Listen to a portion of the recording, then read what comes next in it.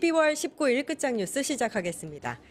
첫 번째 소식입니다. 금융당국이 금융지주 회장 선임 과정에서 후보 간 공정 경쟁을 거듭 강조하고 있습니다. 그런데 현장에서는 외부 후보 전원의 깜깜이 관행이 그대로 굳어지고 있다고 합니다. 이종용 기자의 리포트 먼저 보고 오겠습니다. 금융당국이 금융지주 회장 선임 과정에서 내 외부 후보 간 공정 경쟁을 강조하고 있지만 정작 현장에서는 외부 후보를 비공개로 처리되는 관행이 굳어지고 있습니다. 외부 후보군이 현직 회장 연임을 위한 들러리에 그치고 있다는 지적이 나옵니다. 신한금융지주와 우리금융지주, BNK금융지주 등 금융지주사들의 차기 회장 인선이 진행되고 있지만 외부 후보자는 공개되지 않고 있습니다. 금융지주사들은 외부 후보자 비공개는 본인의 요청에 따른 것이며 신상이 공개될 경우 본인에 대한 평판이 훼손될 우려가 있기 때문이라는 입장입니다. 금융지주 지배구조 모범 관행은 외부 후보와의 공정한 경쟁을 유도하는 방안을 담고 있지만 후보군 공개와 관련해 별도로 규정하고 있지는 않습니다. 외부 후보를 비공개하는 방식이 관행처럼 굳어질 경우 경영승계의 투명성과 공정성이 훼손될 수 있다는 우려가 나옵니다. 금융감독원도 이 같은 문제를 인식하고 있지만 제도적 한계가 있다는 입장입니다. 이사회와 후보군 본인이 결정하는 사안이라 당국이 공개하라고 강제할 수 없으며 절차적 형식이라도 갖추기 위해 경영 승계 기간을 가능한 길게 잡은 것이라고 했습니다. 외부 후보군이 전면 비공개된 상태에서 인선이 진행되다 보니 연임이 사전에 정해진 수순 아니었느냐는 의혹이 따라붙고 있습니다. 특별한 견제 장치가 없이 금융지주 회장이 연임을 이어갈 경우 내부 견제가 불가능해질 것이라는 우려가 나옵니다. 뉴스토마토 이종용입니다. 네, 더 자세히 짚어보겠습니다. 뉴스토마토 금융부의 이종용 기자 스튜디오에 나와 있습니다. 안녕하세요. 예. 금융지주 회장 인선 시기는 다 제각각이기는 한데 최근에 한 3곳이 진행이 되고 있는 것 같고 내년에도 있고요. 인선 상황을 좀 정리를 해주시죠. 네, 현재 주요 금융지주 가운데 신한금융지주, 우리금융지주, BNK금융지주가 차기 회장 인선을 진행하거나 이제 마무리 단계에 있습니다. 신한금융은 진옥동 현 회장을 차기 회장 후보로 확정하면서 사실상 연임을 결정했고요. BNK금융 역시 빈대인 현 회장의 연임으로 결론이 나고 있습니다.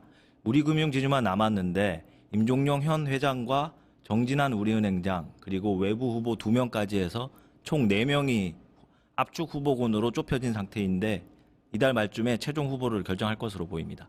예, 그러니까 지금 진행되거나 거의 마무리 단계가 신한금융, 우리금융, BNK금융인데 모두 다 그러면 외부 후보군은 지금 비공개되어 있는 상태에서 진행이 된 거죠?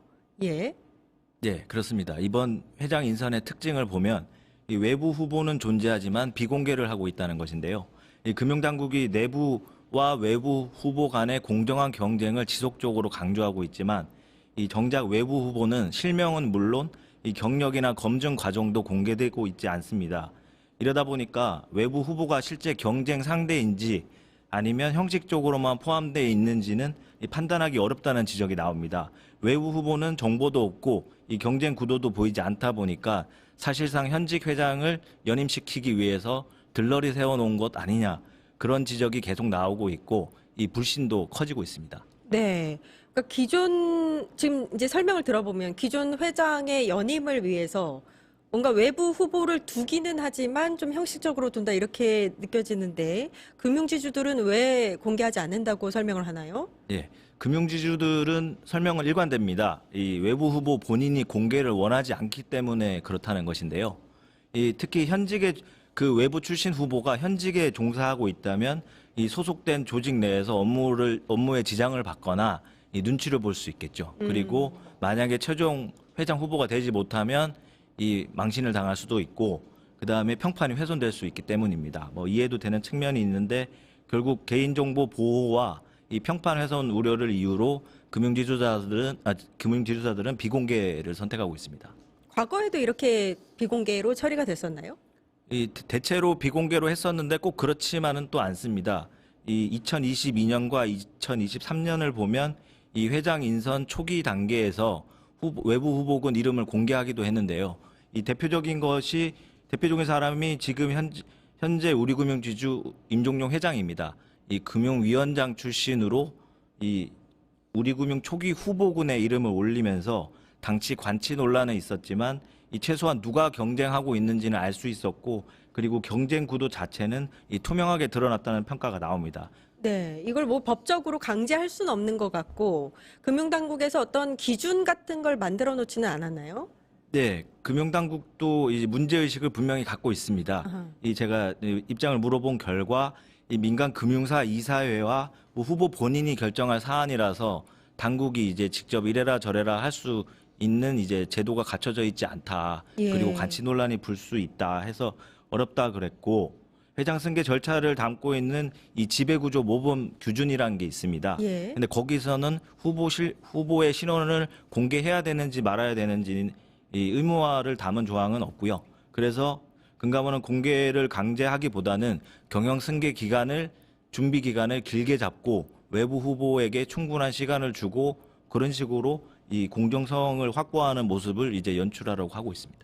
네, 금융가의 투명한 경영을 위해서는 이런 식으로 계속해서 진행되면 안 될 것 같은데 이찬진 금감원장이 최근에 좀 강한 표현을 쓰면서 지배구조 TF로 만들겠다 이렇게 얘기했습니다. 네. 어떤 내용인가요? 네, 이찬진 금융감독원장도 최근에 공개적으로 이 지배구조에 대해서 언급했는데요.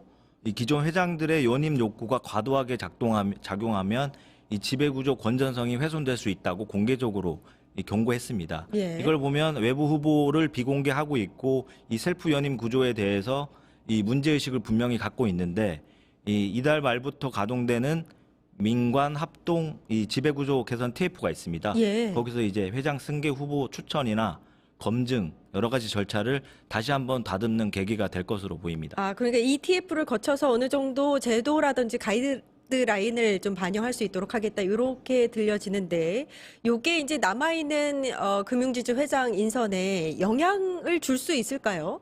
네, 이번에 연말에 인사가 끝나는 사람 말고 내년 11월에 KB금융지주의 양종유 회장의 임기가 끝나고 그다음에 2027년 2월에 농협금융지주의 이찬호 회장의 임기가 또 끝납니다. 예. 그래서 이 시점에는 지배구조 TF 논의 결과가 이제 일정 부분 제도나 가이드라인으로 나왔기 때문에 이 농협금융지주나 KB금융지주는 이 회장 인선 과정에서 이렇게 개선된 지배구조 제도가 반영될 것으로 보여서 외부 후보를 지금처럼 뭐 깜깜이로 두거나 그렇게 하기는 어려울 것으로 보입니다. 아, 그렇군요. 예, 개선을 기대해 보도록 하겠습니다. 뉴스토마토 금융부의 이종영 기자였습니다. 감사합니다.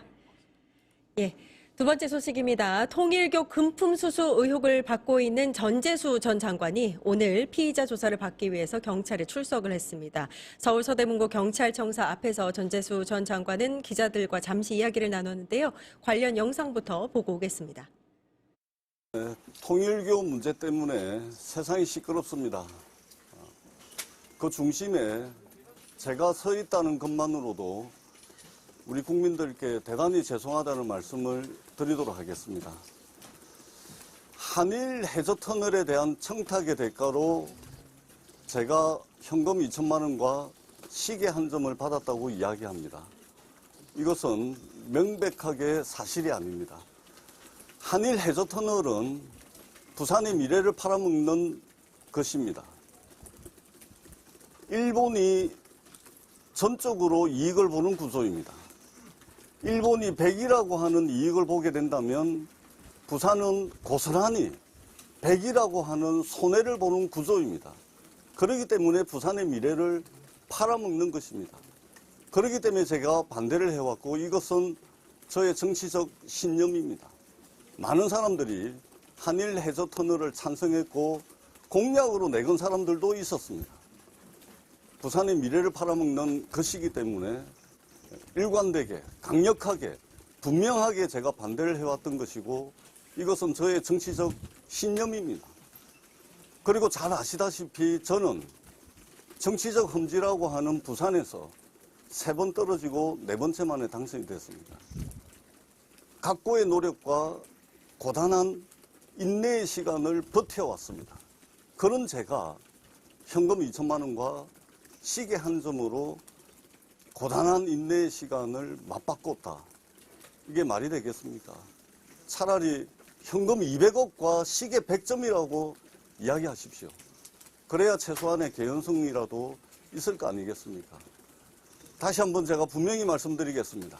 저는 통일교로부터 그 어떠한 불법적인 금품 수수가 없었다라는 말씀을 다시 한번 분명하게, 강력하게 결탄코 드리도록 하겠습니다. 네, 더 자세하게 이야기 나눠보도록 하겠습니다. 더불어민주당에서 원내대변인 맡고 있는 김현정 국회의원 나와 계십니다. 안녕하세요. 네, 반갑습니다. 예, 평택시병 김현정입니다. 아, 예, 안녕하세요. 요즘 정말 바쁘시던데. 네, 요새 바쁩니다. 저기 뭐 원내대변인도 하고 있고 또 당의 대협력위원장도 하고 있고 예. 그래서 뭐 일정들도 많고 또 방송도 많이 있고 그래서 방송 일정이 많으신 것 같습니다. 틀면 나오는 대변인님. 예. 한 10시쯤 전재수 전 장관이 경찰서로 들어간 것 같고요.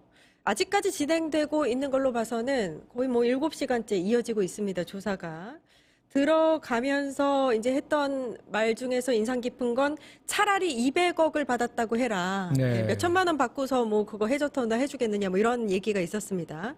어떻게 보고 계세요? 저는 평소에 이제 전재수 의원의 성품을 봤을 때 지금의 위기를 잘 극복할 거라고 저는 확신을 하거든요.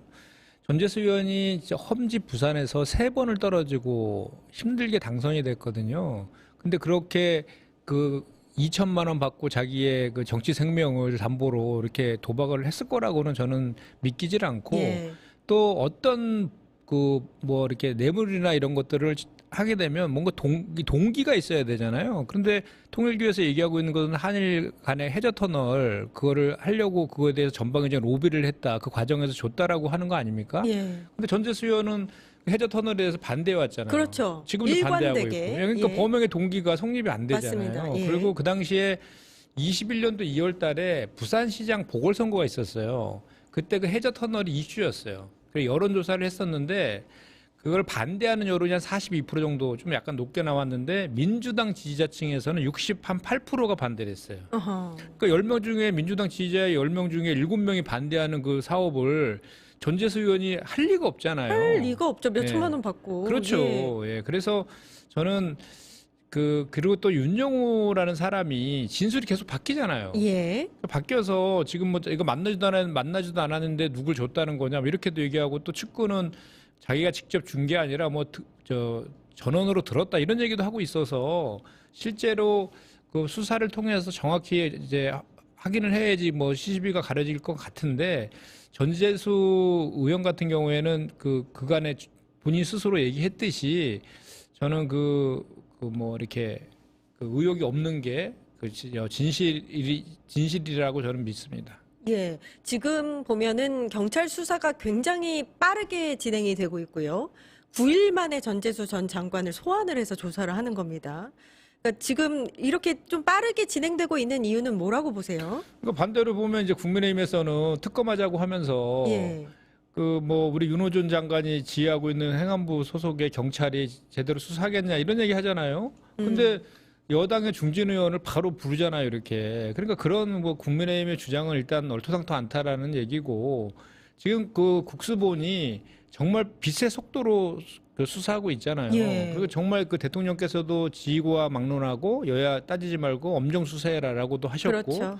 그래서 그렇게 지금 수사하고 있는 그런 과정이다라고 보면 되는 것이고 전재수 의원도 아마도 전재수 의원도 빨리 나를 조사해 달라라고 했을 가능성도 좀 있어 보여요. 왜냐하면 이미 압수수색도 했고 뭐 이미 본인은 이게 벌써 2018년도 얘기면 7년 전 얘기 아닙니까? 예. 뭐 그런 측면도 있고 또 이제 그 CO가 정치자금법 같은 경우는 7년이라서 올해 말까지잖아요. 그런 것도 있고 뇌물 같은 경우에도 7년부터 15년이기 때문에 또 빨리 수사해야 되는 그 필요성도 또 국수본 입장에서는 있을 수도 있고요. 예. 무엇보다도 지금 이 국수본에서는 경찰에서는 명운을 걸고 이 수사를 지금 하고 있는 거예요.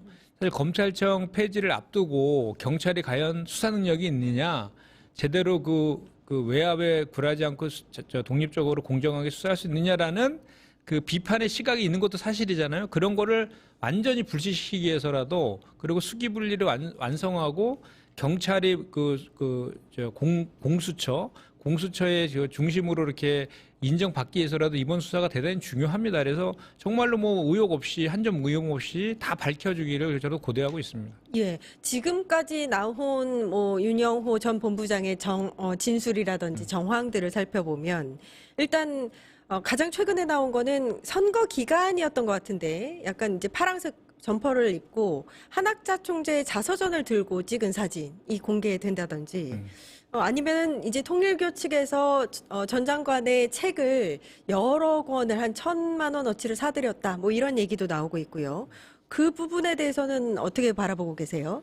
일단 뭐 저 책을 들고 사진 찍고 이런 거는 뭐 무슨 의미가 있습니까? 그 뭐 본인이 이제 그리고 통일교 사람들을 만나고 이런 것들은 문제될 게 전혀 없죠. 그죠? 그리고 정치인의 가장 큰 일이 사람 만나는 건데 아니 본인을 그 응원하기 위해서 온 사람들이 사진 찍자고 하는데 그거를 안 찍는다고 할 정치인이 어디 있습니까? 예. 그거는 뭐 그거 갖고 뭐 의혹이랑 연결시키는 거는 저는 얼토당토 않다고 생각하고 그런 식으로 따지면 국민의힘들이 훨씬 더 많이 그 사진 찍은 것도 있고 많이 있습니다. 그리고 예.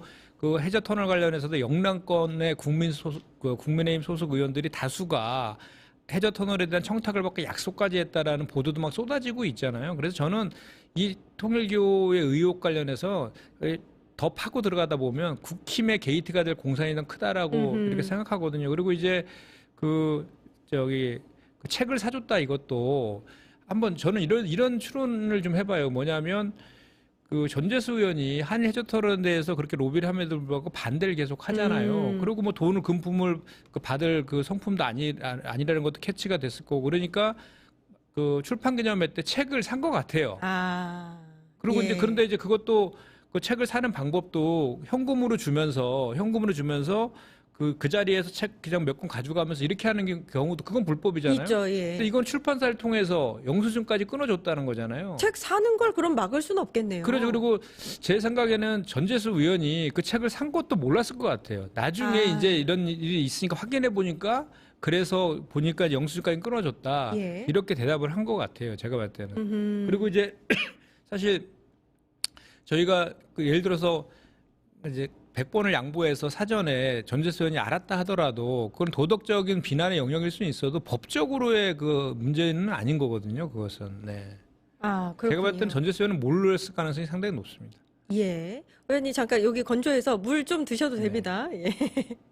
네. 아니 최근에 이제 경찰이 국수본이 통일교의 천정군을 2번에 걸쳐서 압수수색을 했습니다. 그 중에서 좀 이거 좀 눈여겨봐야 되겠다 싶었던 게 뭐였냐면 한 총재 집무실에 출입 기록을 확보했다 이런 소식이 들리더라고요. 네. 요 기록을 보면 일단 이제 이 집무실에서 한 총재를 만났느냐 만나지 않았느냐가 또 중요한 핵심 관건이기 때문에 요거 좀 들여다봐야 되겠다 이런 네. 생각이 듭니다. 어떻게 보세요? 일단은 그 한학자 총재를 만났다 해서 무조건 다 뭐 그 만난 사람들이 금품을 받거나 이런 것까지 바로 연결은 되지는 않지만 상당한 이제 심증은 가질 수 있을 것 같아요. 왜냐하면 권성동도 보통 한학자를 만나면 절을 하잖아요. 절을 하면서 거기서 뭐 그렇게 그 금품을 받고 그래서 구속 기소 지금 되어 있는 그런 상황이잖아요. 그래서 아마도 이제 한학자는 그 총재이기 때문에 한학자를 만나려고 하면 그래도 상대적으로 많은 그 뭔가 이유가 있는 사람들이어야지 이제 만날 수 있을 가능성이 높잖아요. 개연성이 예. 높잖아요. 그렇기 때문에 그 출입 기록을 확인해 보면 또 이제 자주 갔던 사람들도 있을 거고 횟수도 있을 거 아니에요. 예. 그런 사람들에 대한 그 심증이나 이런 것들을 이제 가지고 수사는 더 확산을 시킬 수 있겠죠. 그런데 그렇다 해서 한학자 총재를 만났다 해서 그것이 바로 또 뭐 범죄를 한 것이다 이렇게 또 연결되는 건 아니기 그렇죠. 때문에 그건 아닙니다. 그것도 뭐 이제 그 물증이나 진술을 통해서 수사를 통해서 밝혀내야 될 문제인 것이죠. 예, 그러니까 뭐 출입 기록이라든지 특별 보고서라든지 또 최근에는 금고지기로 알려진 정원주 비서실장이라든지 뭐 이런 사람들을 참고인으로 불러서 조사를 하기도 하고 있는데 네, 아무튼 한학자 총재를 만났느냐 만나지 않았느냐가 중요한 핵심 증거가 될 수도 있겠다 싶습니다. 최근에 보면은 나경원 의원 같은 경우에는 한 이제 라디오 프로그램에서 요 사실을 이제 한학자 총재 만났느냐라고 물어보니까 굉장히 날선 반응을 보이더라고요. 그러게요. 그러니까 뭐 아니 방귀 낀 놈이 성낸다고 아니 이거 같다는 반응이잖아요. 딱 예. 누가 봐도. 그렇죠. 우리 나경원 의원은 뭐 안 끼는 데가 없는 것 같아요. 아주 안 끼는 데가 없어요. 이게 이미 처음에 그 통일교 의혹 나왔을 때 5명 중에도 1명이었잖아요. 그 내가 예. 뭐 그 뭐라 그랬으면 녹취도 어레인지 나왔었다고. 한다 뭐 예, 예, 거기도 맞습니다. 예. 나왔었고 또 이제 한학자 총재를 만났다는 것까지 지금 나와 있고 이게 또 보니까 2019년도에 그 통일교에서 있잖아요. 그 후원구 후원을 해요. 여야 의원들한테. 거기에도 나경원이 들어가 있더라고요. 아, 2019년도에 그 후원 계좌로 후원할 수 있잖아요. 권을 거기에 받았군요. 그 명단에도 또 나경원이 들어가 있어요. 예, 예. 근데 나경원은 안 끼는 데가 없어요. 납바르로 뭐 선진화법 위반으로 유죄 판결도 받은 것도 있고 또 계엄하는 날 또 윤석열과 통화했던 2명 중에 또 1명이 나경원이잖아요. 맞습니다. 예. 그리고 그 내란 수계 그 막아준다고 한남동 가서 체포 그렇죠. 방해하고 막 이랬던 사람 아니에요? 가장 앞에 서 있었죠. 네. 예. 참 그 내가 보니까 그 통일교가 그 정교 일치가 교리잖아요. 예. 정교 일치가 교리인데 우리 헌법은 정교 분리인데 정교 예. 일치가 교리잖아요. 그래서 또 통일교의 신도들이 일본에 가장 많잖아요. 예. 일본에서 지금 통일교 1심에서 선고된 거 아시죠? 예. 2심이 지금 진행 중인데 그래서 이제 일본과의 그 사업이라든지 이런 것들을 좀 확장시키려고 한일 의원연맹 소속 의원들을 집중적으로 예. 또 외통위원들하고 또 이렇게 로비를 했다더라고요. 그때 이제 그 나경원 의원이 또 외통이었나 봐요. 그래서 후원금 2019년도에 받고 막 이런 것도 나오고. 그래서 지금 내가 봤을 때는 통일교는 본인들의 이익을 위해서 청탁을 위해서 여야 가리지 않고 전방위적으로 로비를 했던 것 같고 또 이제 정교 일치를 추구하는 그 종교다 보니까 그 정치인들과의 그런 그 네트워크를 잘 하고 또 정치인들과의 그런 그 교분을 쌓는 것을 한학자 총재한테 보고함으로 인해서 그것이 또 거기에서는 실력으로 능력으로 인정받는 그런 풍토도 좀 있는 것 같아요. 왜냐하면 그 윤영호 그렇죠. 그 본부장도 저 2020년 5월 달에 세계본부장이 되거든요. 근데 그 전까지는 그 사무총장이었거든요. 내부 일을 보는.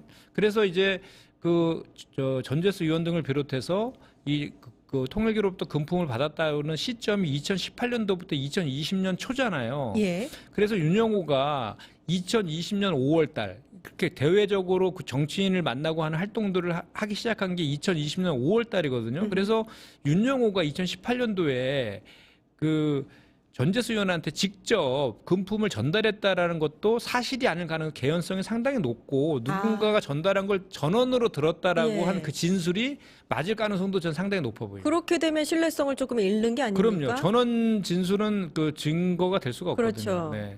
예. 그래서 저는 나중에 이걸 이제 파고도 보다 보면 결국은 그 책 산 거 있잖아요. 예. 그 정도를 갖다가 줬다라고 이렇게 하지 않았을까 그런 결론으로 기결되지 않을까라는 그런 생각도 좀 갖고 있습니다. 예. 근데 이제 국민의힘에서는 사실 권성동 의원 구속이라든지 여러 가지 이제 통일교의 정교 유착 관련해서 굉장히 좀 수세에 몰리다가 지금 다시 공세로 전환하는 어떤 네. 게 그렇죠. 그 전환점으로 마련하려고 하는 그런 느낌이 듭니다. 특히나 최근에 이제 국힘과 개혁신당 원내대표가 만나서 이거 특검 게이트, 특검하자, 통일교 게이트 특검하자 이렇게 지금 이야기를 나누고 있는데 네. 어떻게 생각하세요? 정말 얼토당토 않는 거죠. 그러니까 이런 거죠. 지금 내란 재판하고 통일교와 국민의힘 간에 지금 의혹은 사실로 확인돼 가지고 지금 권성동 등 다 구속 기소되어 있잖아요. 건진법사나 윤영호나 전부 다. 예. 한학자 총재까지도. 예. 그런 국정농단하고 그 내란에 대한 재판들이 다 국민의힘과 연결되어 있다는 의혹들이 많잖아요. 그런 거를 물타기 하려고 하는 것이고 국민의힘은 개혁신당 같은 경우에는 지금 존재감이 없잖아요. 당이 완전히. 존재감이 없다 보니까 존재감을 좀 부각시키려고 하는 그런 이해관계가 서로 이제 맞아떨어진 것 같아요. 그래서 명분 없는 야합을 하고 있다라고 저는 생각을 하고 그리고 사실상의 지방선거의 연대 수순인 것 같기도 해요. 제가 봤을 때는. 그런데 이제 그렇게 둘이 내란 정당하고 개혁신당이 이 연대하는 순간 이제 개혁신당의 정체성은 이제 없어지는 거죠. 이준석이가 그동안 해왔던 얘기들이 있기 때문에. 예. 그래서 저는 이제 이렇게 얘기하고 싶어요. 지금 국수본에서 이렇게 빛의 속도로 잘 수사하고 있는데 지금 국민의힘에서 할 것은 그 국수본의 수사에 지금 이게 우리 여당만 관련된 게 아니잖아요. 야당이 훨씬 많아요. 지금 연루된 사람들이. 그래서 거기에 그 수사에 여야가 다 같이 적극적으로 협조를 하고 그 개혁신당 같은 경우는 그 이준석이 예. 그 공천 개입에 대한 그 김건희 특검의 피의자잖아요. 예. 예. 거기 가서 그 수사부터 좀 제대로 빨리 좀 아하. 받았으면 좋겠어요. 이렇게 특검 주장할 것이 아니라. 그리고 지금 너무 열심히 명운을 걸고 수사를 잘 하고 있지 않습니까? 예. 그리고 특검은 그럼에도 불구하고 그 수사를 다 했는데도 불구하고 좀 미진하다. 예를 들면 그런 주장을 할 수 있는 여지가 있다라고 하면 그때 가서 특검 얘기를 해도 늦지 않다 저는 그렇게 생각합니다. 예. 일단은 뭐 국수본의 수사를 이제 보고서 그다음에 특검을 갈지 여부를 결정하자 이렇게 말씀을 해주셨는데 오늘 한국갤럽이 발표한 여론조사를 보니까 이 통일교 특검의 필요성에 대해서 62%가 찬성을 한다 네. 이런 여론이 있단 말입니다. 더불어민주당이 지금까지는 아무튼 방금 말씀하신 이 기조를 이어가고 있는데 혹시 이제 특검을 도입하는데 찬성을 하게 될 수도 있나요? 아니 그 민주당 지지자는 더 높아요. 67%거든요. 예. 이 여론조사에서. 예. 저는 그 여론조사의 의미가 여야 지휘고하를 막론하고 엄중히 수사해라라는 의미라고 저는 보여집니다. 그래서 대통령께서 지휘고하 막론하고 여야 막론하고 엄중하게 수사하라고 지시했고 그다음 국수본에서 그렇게 하고 있잖아요. 그래서 그 국수본의 결과가 좀 전에 얘기한 것처럼 그렇게 이제 좀 의혹을 다 해소하지 못했다라고 하면 그때 가서 특검을 통해서라도 더 해라 이런 의미로 저는 읽혀지고요. 그런 논리라고 따지면 이제 국민의힘 같은 경우에는 3대 특검 전부 다 이원이라고 반대했었잖아요. 그때도 뭐라고 그때 얘기했냐면 수사가 미진했을 때 그때 가서 특검하는 거다라고 국민의힘 반대 논리를 폈었잖아요. 근데 그때는 실제로 수사가 미진했잖아요. 예. 김건희 수사했습니까? 윤석열 정치검찰들이 황제 수사하고 뭐 봐주기 기소하고 다 무혐의 처리했잖아요. 예. 거기다가 윤석열과 관련된 그 내란 그 혐의에 대해서는 어떻게 했습니까? 심우정이가 구속 취소시켜 버렸잖아요. 예. 그 구속 취소에 대해서 즉시 항고 포기해 버렸잖아요. 이런 짓거리를 하니까 거기는 특검을 통해서 할 수밖에 없는 상황이 있었던 거고 지금은 그런 상황이 아니잖아요. 수사가 미진합니까? 이렇게 채 3일 만에 피의자로 저거 하고 이첩받은 지 3일 만에 이렇게 하고 지금 강제 수사 들어가고 소환 조사까지 이렇게 빠르게 하고 있는데 뭐가 미진합니까? 그리고 또 국민의힘에서 스스로 얘기하고 있지만 정치자금법이나 뇌물 같은 경우는 시효가 7년부터 15년이기 때문에 빨리 해야 된다며요. 예. 그러면 7년이면 올해 말이 정치자금법은 시효인데 그럼 특검은 언제 만들어서 수사를 합니까? 그러면 최소 2달은 걸리잖아요. 특검하면. 예. 그럼 그 논리적으로도 앞뒤가 맞지 않는 거거든요. 그래서 수사 보고 수사에 적극적으로 협조하는 게 나는 국민의힘이 지금 가장 먼저 해야 될 일이라는 얘기를 다시 한번 드립니다. 예, 그러니까 지금 여론은 이 관련한 의혹들에 대한 수사를 철저히 하되 민주당 입장에서는 특검으로 진행할 만한 명분은 아직까지는 없다. 이렇게 네. 정리하면 될 것 그렇습니다. 같고요. 그리고 또 우리가 지금 2차 종합특검을 저희가 추진을 하려고 하잖아요. 그것도 반대하잖아요. 예. 그죠? 그거는 예. 또 국수본에서 수사하라는 겁니다. 예. 근데 2차 종합특검 같은 경우도요. 갤럽 조사에 의하면은 예. 58%가 찬성해요. 2차 종합특검 필요하다고. 예. 내란을 완전하게 종식시키라고. 또 그거는 왜 또 반대합니까? 그 논리가 국민의힘의 주장은 그 모든 것들이 그냥 하나하나 사례에 있어서의 정쟁화 시키려는 물타기 용의 정치적인 주장에 불과한 것들이어가지고 예. 저는 일구의 가치도 없다고 생각합니다. 요거 이제 마지막으로 여쭙고 싶은데 경향신문에서 이제 조금 전에 속보로 들어온 건데요. 공수처가 통일교 의혹에 대해서 직무유기 혐의로 민중기 특검을 수사하기로 했다. 네. 수사에 착수했다. 이런 얘기가 나오고 있습니다. 네. 그러니까 민중기 특검이 윤영호 전 본부장으로부터 8월에 이 이야기를 들었는데 네. 수사에 나서지 않았다는 거죠. 요거는 어떻게 보세요? 이건 일단 고발이 됐으니까 이제 절차에 따라서 이제 수사는 시작해야 되는 거잖아요. 그 다음에 없으면 이제 아무 죄가 없으면 무혐의 처리하면 그만인데 예. 그런 차원에서의 절차 개시라고 저는 보여지고 이게 민중기 특검이 8월 달에 인지했는데 왜 12월 달에 이첩했느냐 이 주장도요. 정말 생 거짓말입니다. 그 주장 자체가 논리적으로. 왜냐하면 원래 특검은 종료 시점에 이첩하는 거예요. 엊그저께 내란 특검도 종료 시점에 34건을 국수본에 이첩했잖아요. 그 윤석열 내란 수계가 그 특검의 특검 팀장이었던 최순실 국정농단 기억나시죠? 그 특검. 예. 그때도 종료된 다음에 미진한 거 다 검찰로 넘겼거든요. 그리고 이명박, MB의 내곡동 사저, 특검 같은 경우도 그렇게 했습니다.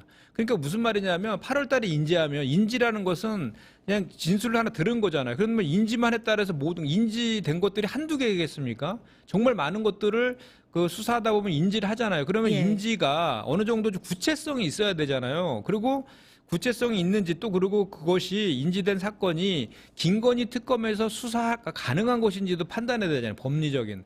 그런 판단들을 거쳐서 11월 달에 내사 사건을 부여해갖고 12월 달에 정상적으로 넘긴 건데 뭐가 문제라는 겁니까? 그러니까 이거는 뭐 그 민주기 특검을 고발했으니까 조사는 하겠지만 뭐 당연히 무혐의로 풀려날 거라고 생각합니다. 문제가 되지 않을 것이다. 네. 예. 여기까지 듣겠습니다. 민주당 원내대변인 김현정 국회의원과 이야기 나눠봤습니다. 감사합니다. 네, 고맙습니다. 예, 광고 듣고 와서 끝장 토론 이어가겠습니다.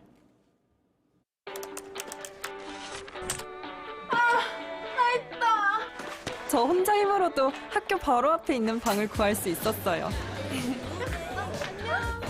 드디어 독립. 풀옵션인데 월세는 절반이라 미래까지 대비합니다. 이런 신혼집 너무 좋겠다. 20년까지 이사 걱정 없으니까 안심하고 2세 계획까지 세웠죠. 삶이 있는 곳에 한국토지주택공사. 전기가 당신에게 오기까지 처음부터 길이 있는 건 아니었습니다. 때론 깊은 바닷속, 때론 깊은 산속. 전기는 길이 없는 곳에 길을 만들었습니다. 우리의 오늘이 내일로 연결될 수 있도록 만들어가야 할 전기의 길. 그 길을 많은 분들이 응원해준다면 전기는 더 힘을 낼 수 있습니다. 한국전력은 든든하고 안전한 내일의 전기를 위해 전력망 확대에 최선을 다하겠습니다. 모두의 내일을 위해 해야 할 일을 합니다. 한국전력. 정치의 한가운데서 가장 뜨거운 쟁점을 두고 여야 대표 토론자들이 정면으로 맞붙습니다. 오늘 주제는 생일날 법정에선 피고인 윤석열입니다. 김동한 더불어민주당 전략기획위 부위원장님, 이재능 국민의힘 미디어 대변인님 나와 계십니다. 안녕하세요. 안녕하세요. 예, 반갑습니다. 예, 나와주셔서 감사합니다. 어제였습니다. 피고인 윤석열 생일을 맞았는데요. 군사법원에서 증인으로 섰습니다. 주요한 메시지들, 증언들이 많이 나왔는데 그중에서 먼저 법정에서 계엄군으로 가담한 주요 사령관들 미안하다. 사실 이렇게 미안하다라고 이야기한 게 처음인 것 같습니다. 어떻게 보셨어요, 대변인? 일단은 대통령이 과거에 그 비상계엄을 발동시킬 당시에 군 통수권자였고 군 통수권자 산하에 이 사령관들이 있지 않았습니까?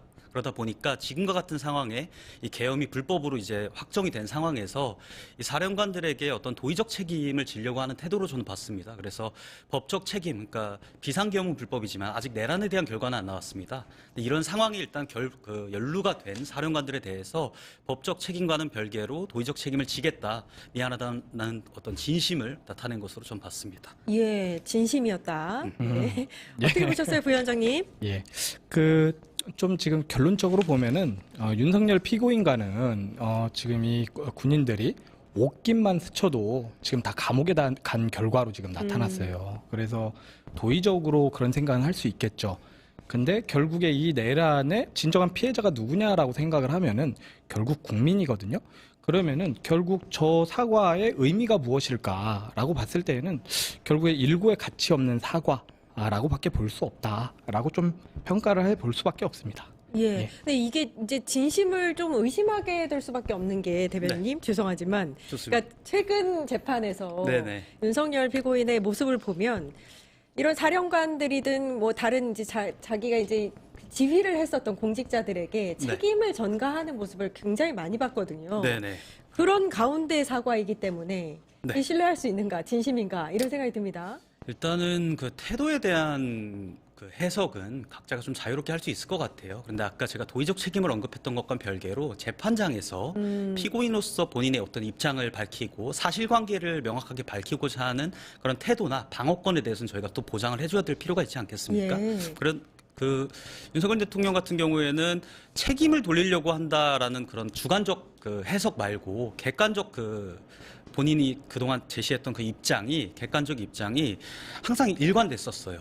그러니까 예컨대 지금 뭐 국회의원들을 끌어내라고 했다든지 한동훈 전 대표를 총으로 쏴 죽이겠다고 했다든지 이런 것들은 없었다라고 분명히 윤석열 대통령이 일관된 태도를 보였었고 반대로 지금 최근에 지금 보면 이진우 수방사령관이 이번 주 화요일 날 아마 얘기했던 내용 같은데 그때 당시 이런 일이 없었다라고 말을 하기도 했고 심지어 술자리에서 곽종근 전 사령관이 얘기했던 것처럼 뭐 의원들을 끌어내라고 했다든지 이런 부분들을 못 들었다고 하지 않습니까? 그러니까 윤석열 대통령의 입장은 분명히 명확히 해야 되는 것이고 이는 도의적 책임과 분리해서 법적으로 사실관계를 다투는 부분에 대해서는 저희가 뭐 입장을 달리한다 이런 식으로 해석하는 것은 조금 오버 아닌가라는 생각이 듭니다. 책임을 떠넘기는 게 아니라 사실 진실관계를 이야기한 거다 이렇게 말씀하시는 것 같은데요. 어떻게 보세요? 저는 이제 윤석열 피고인이 뭐 법정이나 아니면 법정이 아닌 곳에서 이런저런 뭐 주장은 뭐 개인이 그냥 할 수 있겠죠.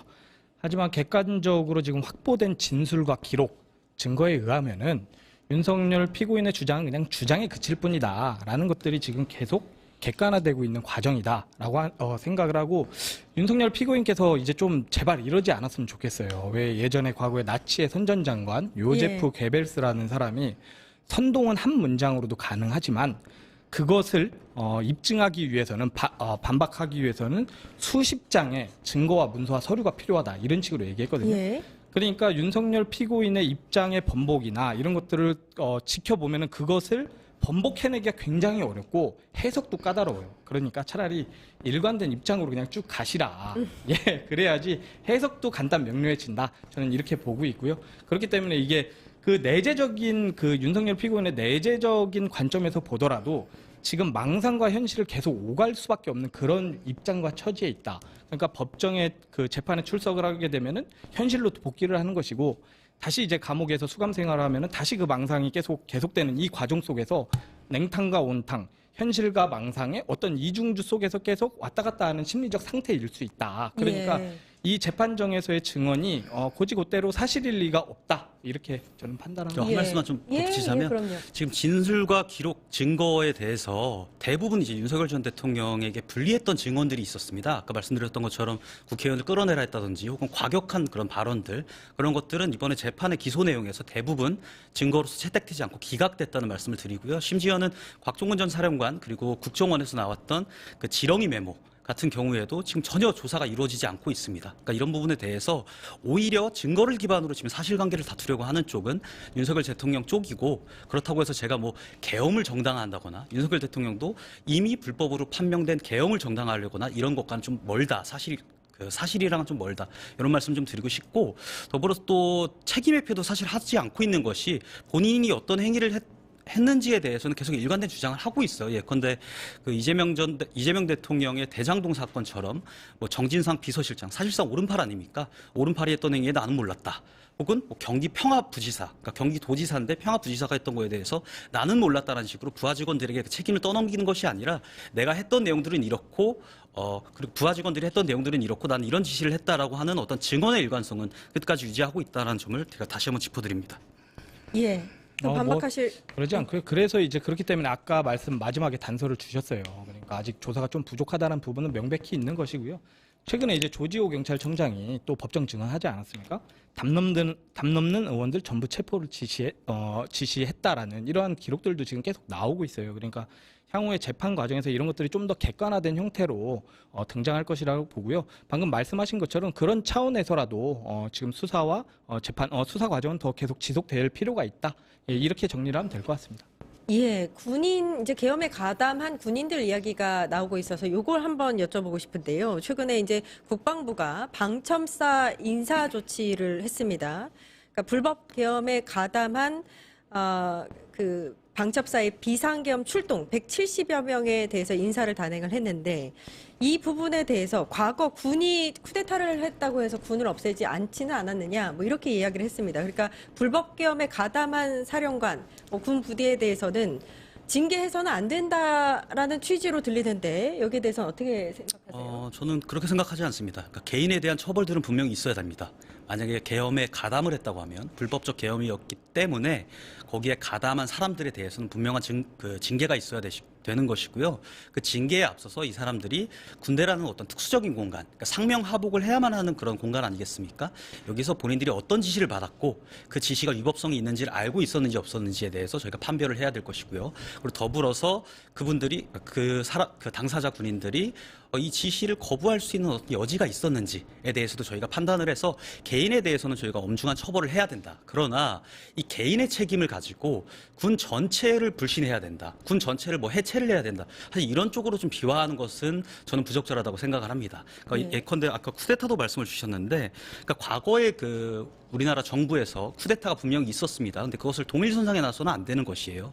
현재의 군대는 그런 상명하복이 있다고 하더라도 과거와 같이 목숨 걸고 상명하복하는 조직이 아닙니다. 그러니까 분명히 아직도 군의 특수성이라든지 우리 국가의 존립을 지키기 위한 수단으로서 이용되는 그런 특수한 기관이긴 합니다만 분명히 거절할 수 있는 부분은 거절할 수 있고 지금 그것들이 이번 불법 계엄을 통해서 분명히 밝혀지고 있기 때문에 저는 올바른 처방을 해야 된다고 생각을 하고요.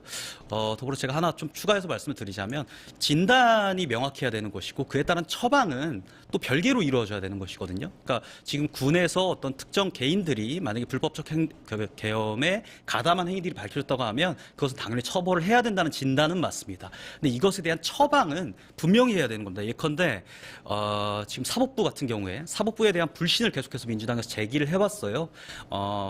실제로 조희대 대법원장 그리고 지기현 판사에 대해서 가짜 녹취록까지 들고 나오면서 사법부의 불신을 야기를 했고 그에 대한 처방으로 입법부가 개입을 해서 사법부의 재판부를 지금 만들겠다. 내란 특별 재판부를 만들겠다라고 하면서 잘못된 처방을 내리고 있거든요. 그러니까 진단은 진단대로, 처방은 처방대로 정당한 어떤 절차와 그리고 합리적인 절차대로 이루어져야 된다. 이런 말씀 좀 드리고 싶습니다. 예, 그 말씀은 방첩사의 비상계엄 출동 170여 명의 그 인사조치, 국방부의 인사조치가 잘못된 처방이라고 보고 계신다는 건가요?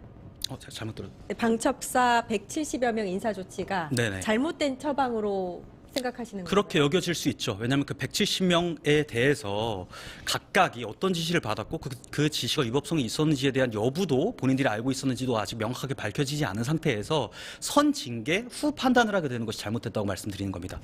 저는 170명이 위법한 행동을 하지 않았다라고 결론 짓자는 것이 아닙니다. 이 170명이 위법한 행위 혹은 징계를 받을 만한 행위를 했었는지를 보려면 그에 앞서서 이 개인적 책임들이 어떻게 이루어졌는지 어떤 절차들을 겪었는지 이런 것들을 저희가 명확히 판단을 해서 개인에 대해서는 보다 명확하고 엄중한 절차를 해야 된다라는 말씀을 드리는 겁니다. 예, 그 과정을 거쳐서 이제 인사를 한 걸로 저는 알고 있는데. 저는 우리 대변인께서 그러니까 진단을 더 이제 좀 구체적으로 정확히 할 필요가 있다. 네. 라는 생각이 들어요. 이게 뭐냐면은 지금 윤석열 피고인이 또 침소 봉대를 일단 하는 측면이 있어요. 이게 뭐냐면은 쿠데타 했다고 해서 군 없앨 수 없어.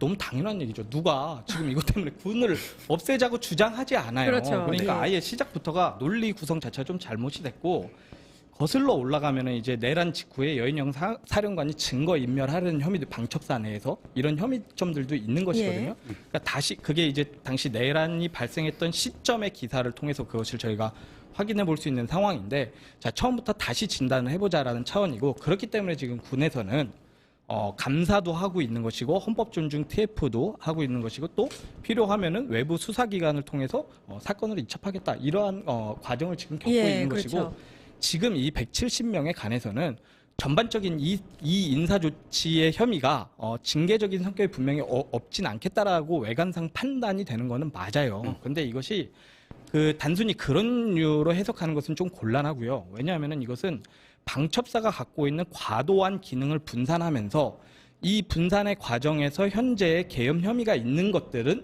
충분히 걸러내겠다라는 차원이고 그것은 감사와 TF와 또 그리고 외부 기관의 조사를 통해서 합리적으로 처방하겠다라는 거거든요. 그러니까 일종의 합리적인 처방을 내리는 과정으로 가고 있다라는 거 마찬가지고요. 제가 왜 또 이 말씀을 길게 말씀드리면 아까 내란 재판부도 말씀하셨는데요.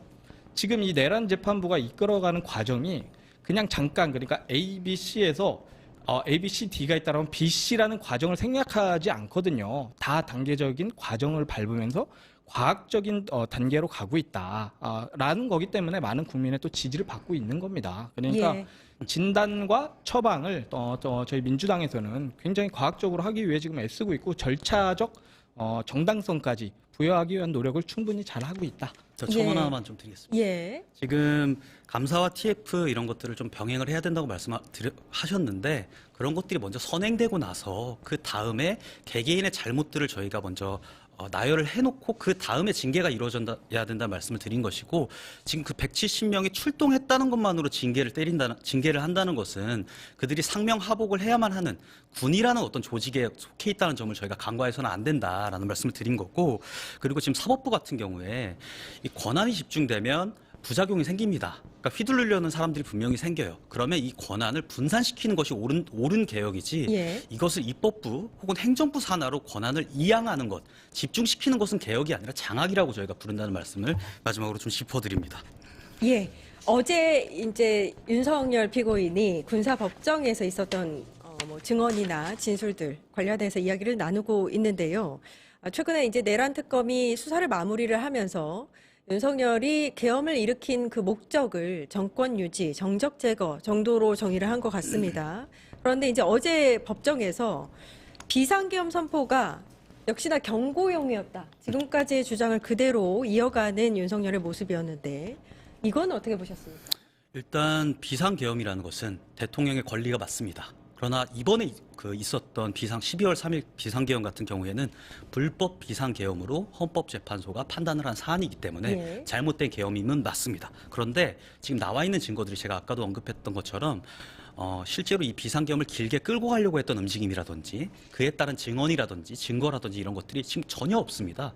심지어는 그 비상계엄을 내란으로 몰아가기 위한 어떤 특별 증거들 윤석열 전 대통령에게 불리하게 작용할 수 있는 증거들 같은 경우에는 법원에서 지금 채택도 안 된 증거들이 됐습니다. 결과적으로 저희가 이 무도한 야당의 행태를 알리기 위해서 윤석열 전 대통령이 비상계엄을 했다라는 그 원인에 대해서는 좀 다시 한번 국민들께 좀 말씀을 드리고 싶고요. 예. 이에 대해서 그 결과로서 수단의 적절성, 그러니까 적절한 수단은 아니었다라는 점이 지금 알려진 상태라는 점을 말씀드립니다. 예, 어떻게 보세요? 예, 제가 보기에는 이제 여기서 제일 피해야 될 거는 주마 간산식 해석은 굉장히 좀 피해야 된다. 그게 뭐냐면은 알리기 위해 국민께 알리기 위해 이러한 선택을 했다라는 예. 건데 그 지금까지 진술과 이런 증거들을 보면은 그것은 윤석열 피고인은 그냥 그렇게 주장을 해요. 근데 김용현 장관과 노상원의 진술은 그것을 뒷받침하지 않거든요. 아주 철저히 계획했던 준비의 과정이 있고 예를 들어서 그렇기 때문에 이것을 과연 그냥 그 실행 부대의 핵심 참모들이 그렇게 생각했다는 것을 떼놓고 윤석열 피고인의 주장만 놓고 보면 절대 안 된다. 왜 제가 부연해서 말씀드리면은 윤석열 피고인의 내란 장악력에도 저는 굉장한 의구심이 있습니다. 뭐냐면은 과거 사례를 하나만 들게요. 과거에 그 태조 이성계의 아들 이방원이 이성계의 허락을 받고 정몽주를 죽인 게 아니거든요. 그러니까 왕자의 난까지 가보면은 나중에 이 과정에서 이성계의 최측근들까지 허락 없이 다 죽이면서 완전히 국정을 장악하는 이런 일까지 발생을 해요. 그러니까 노상원과 김용원의 판단이 굉장히 군을 장악하고 권력을 독점하는 용도로까지 이루어졌다라고 하면은 윤석열 피고인의 저런 계엄 장악력 정도로는 이들조차 막기 힘든, 그러니까 한마디로 과거 제3세계에서나 일어났을 법한 이러한 제2의 제3의 내부 쿠데타가 일어났을 가능성마저 우리는 좀 봐야 된다. 이렇게 봤을 때에는 윤석열의 지금 진술과 주장에 대해서는 우리가 과도하게 그것을 이해하고 받아들일 필요는 없다. 제가 이 마지막으로 정리하면은 이번 불법 개헌 완전히 완전한 정치 초보의 완전한 정치 실패다라고 규정할 수밖에 없고요. 윤석열 피고인이 너무 형사소송의 정치에 매몰돼서 이러한 일들을 벌였다. 하지만 그것은 그의 의도였지 그의 의도를 꼭 김용훈과 노상원이 완전히 일치하면서 그것을 밀고 나가지는 않았다. 분명히 다른 결과 역시 보여줄 아주 최악의 가능성까지 우리가 예견할 수 있다. 저는 이렇게까지 봐야 된다고 생각을 합니다. 예. 윤석열 피고인이 지금 주장하고 있는 만약에 경고용 계엄이었다면 네. 최상목 전 경제부총리가 예비비를 확보하지 않습니까? 국회의 자금을 차단한다든지 비상 입법 기구를 이제 구성하기 위한 예산을 확보하기 위한 그 작업들에 대해서는 어떻게 생각하시는지? 아직은 재판에서 밝혀진 바는 아니었고요. 지금 혐의까지만 문건이 있었죠. 예, 지금 혐의 단계에 있는 것이고 예. 재판에서 판결이 나야 되는 사안이라고 좀 보고 있고요. 만약에 비상계엄을 통해서 장기적으로 뭔가 대한민국을 뒤엎겠다라는 생각을 했다고 하면 초등학생이나 중학생도 국회부터 장악을 했을 겁니다. 국회부터 장악을 하고 국회에서 이 계엄 해제 표결을 하지 못하도록 했을 것인데 실제로 국회의원들의 출입까지도 일부 시간을 제외하고는 다 통제하지 않는 그런 모습을 보였거든요.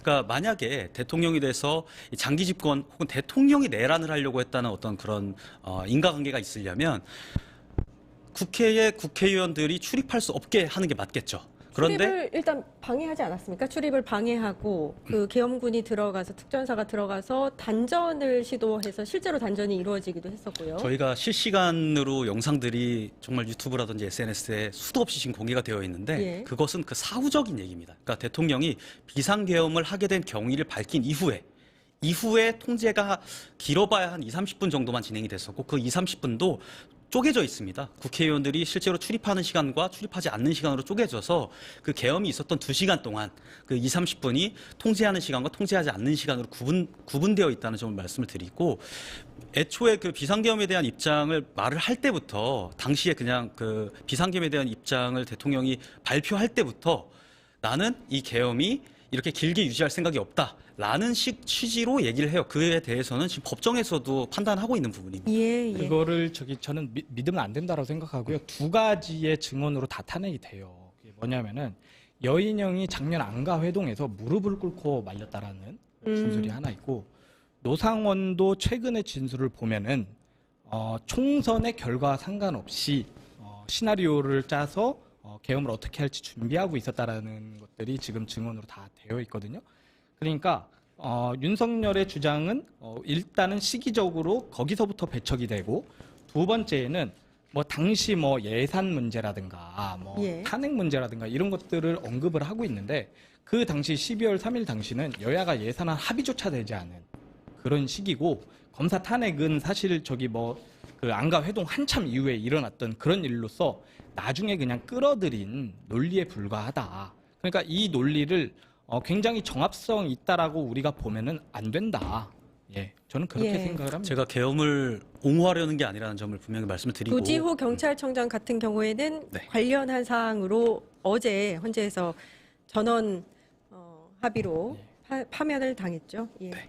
여기까지 하고요. 그 윤석열이 일단 이제 어제 군사법원에서 신문 과정에서 군 검찰과 굉장한 신경전을 벌였습니다. 뭐 검찰 측이 위증 혐의로 기소를 남발하고 있기 때문에 오늘은 어떤 질문에 대해서도 기본적으로 증언을 거부하겠다.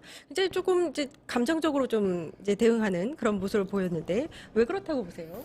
지금 저희 법치주의 국가에 살고 있기 때문에 모든 피고인은 동등한 방어권을 가질 권리가 있습니다. 근데 그런 네. 것이 지금 저희가 불법 비상계엄이라는 너무나도 중대하고 국민들이 관심을 가질 만한 큰 사건이기 때문에 그런 방어권이 충분히 보장되지 않는 부분들이 있습니다. 심지어는 그것들에 대해서 일부는 우리 헌법상의 무죄 추정의 원칙을 벗어난 유죄를 추정하는 듯한 그런 질문이나 센텐스들도 많거든요. 그러다 보니까 약간은 좀 감정적이 되지 않았을까 이런 생각이 들고 지금 진술들이 좀 많이 또 엇갈리기도 하고 있습니다. 아까 제가 언급드렸던 이진우 수방사령관 같은 경우에는 국회 통제에 대한 그 지시는 대통령이 아니라 내가 했다라고 하기도 했어요. 그러니까 여러 진술들이 지금 혼재되어 있는 상황이고 그런 상황에서 이 질문들 군 통권자로서 받아야 될 질문들이 너무 이제 한쪽으로 획일된 질문들만 있다 보니까 본인의 방어권을 보장받기 위한 그런 태도로 좀 봐주시면 될 것 같습니다. 예. 방어권을 보장받기 위해서 증언을 거부하고 있다라고 뭐 정리를 할 수 있을 것 같은데 어떻게 네. 보세요? 아니 뭐 방어권이야. 당연히 대한민국 국민이라면 누구나 보장을 받아야 되는데 꼭 보장을 해줘야 되나라는 사실 생각도 있긴 해요. 하지만 당연히 보장을 해야 되는 건 당연한 것이고요. 우리가 이 자리에서 수사 기법에 관해서까지를 논할 수는 없을 것 같아요. 그러니까 진술을 이끌어내기 위한 어떤 그런 수사적 기술이 어떻게 적용했나까지는 저희가 판단하기는 좀 어려울 것 같고요.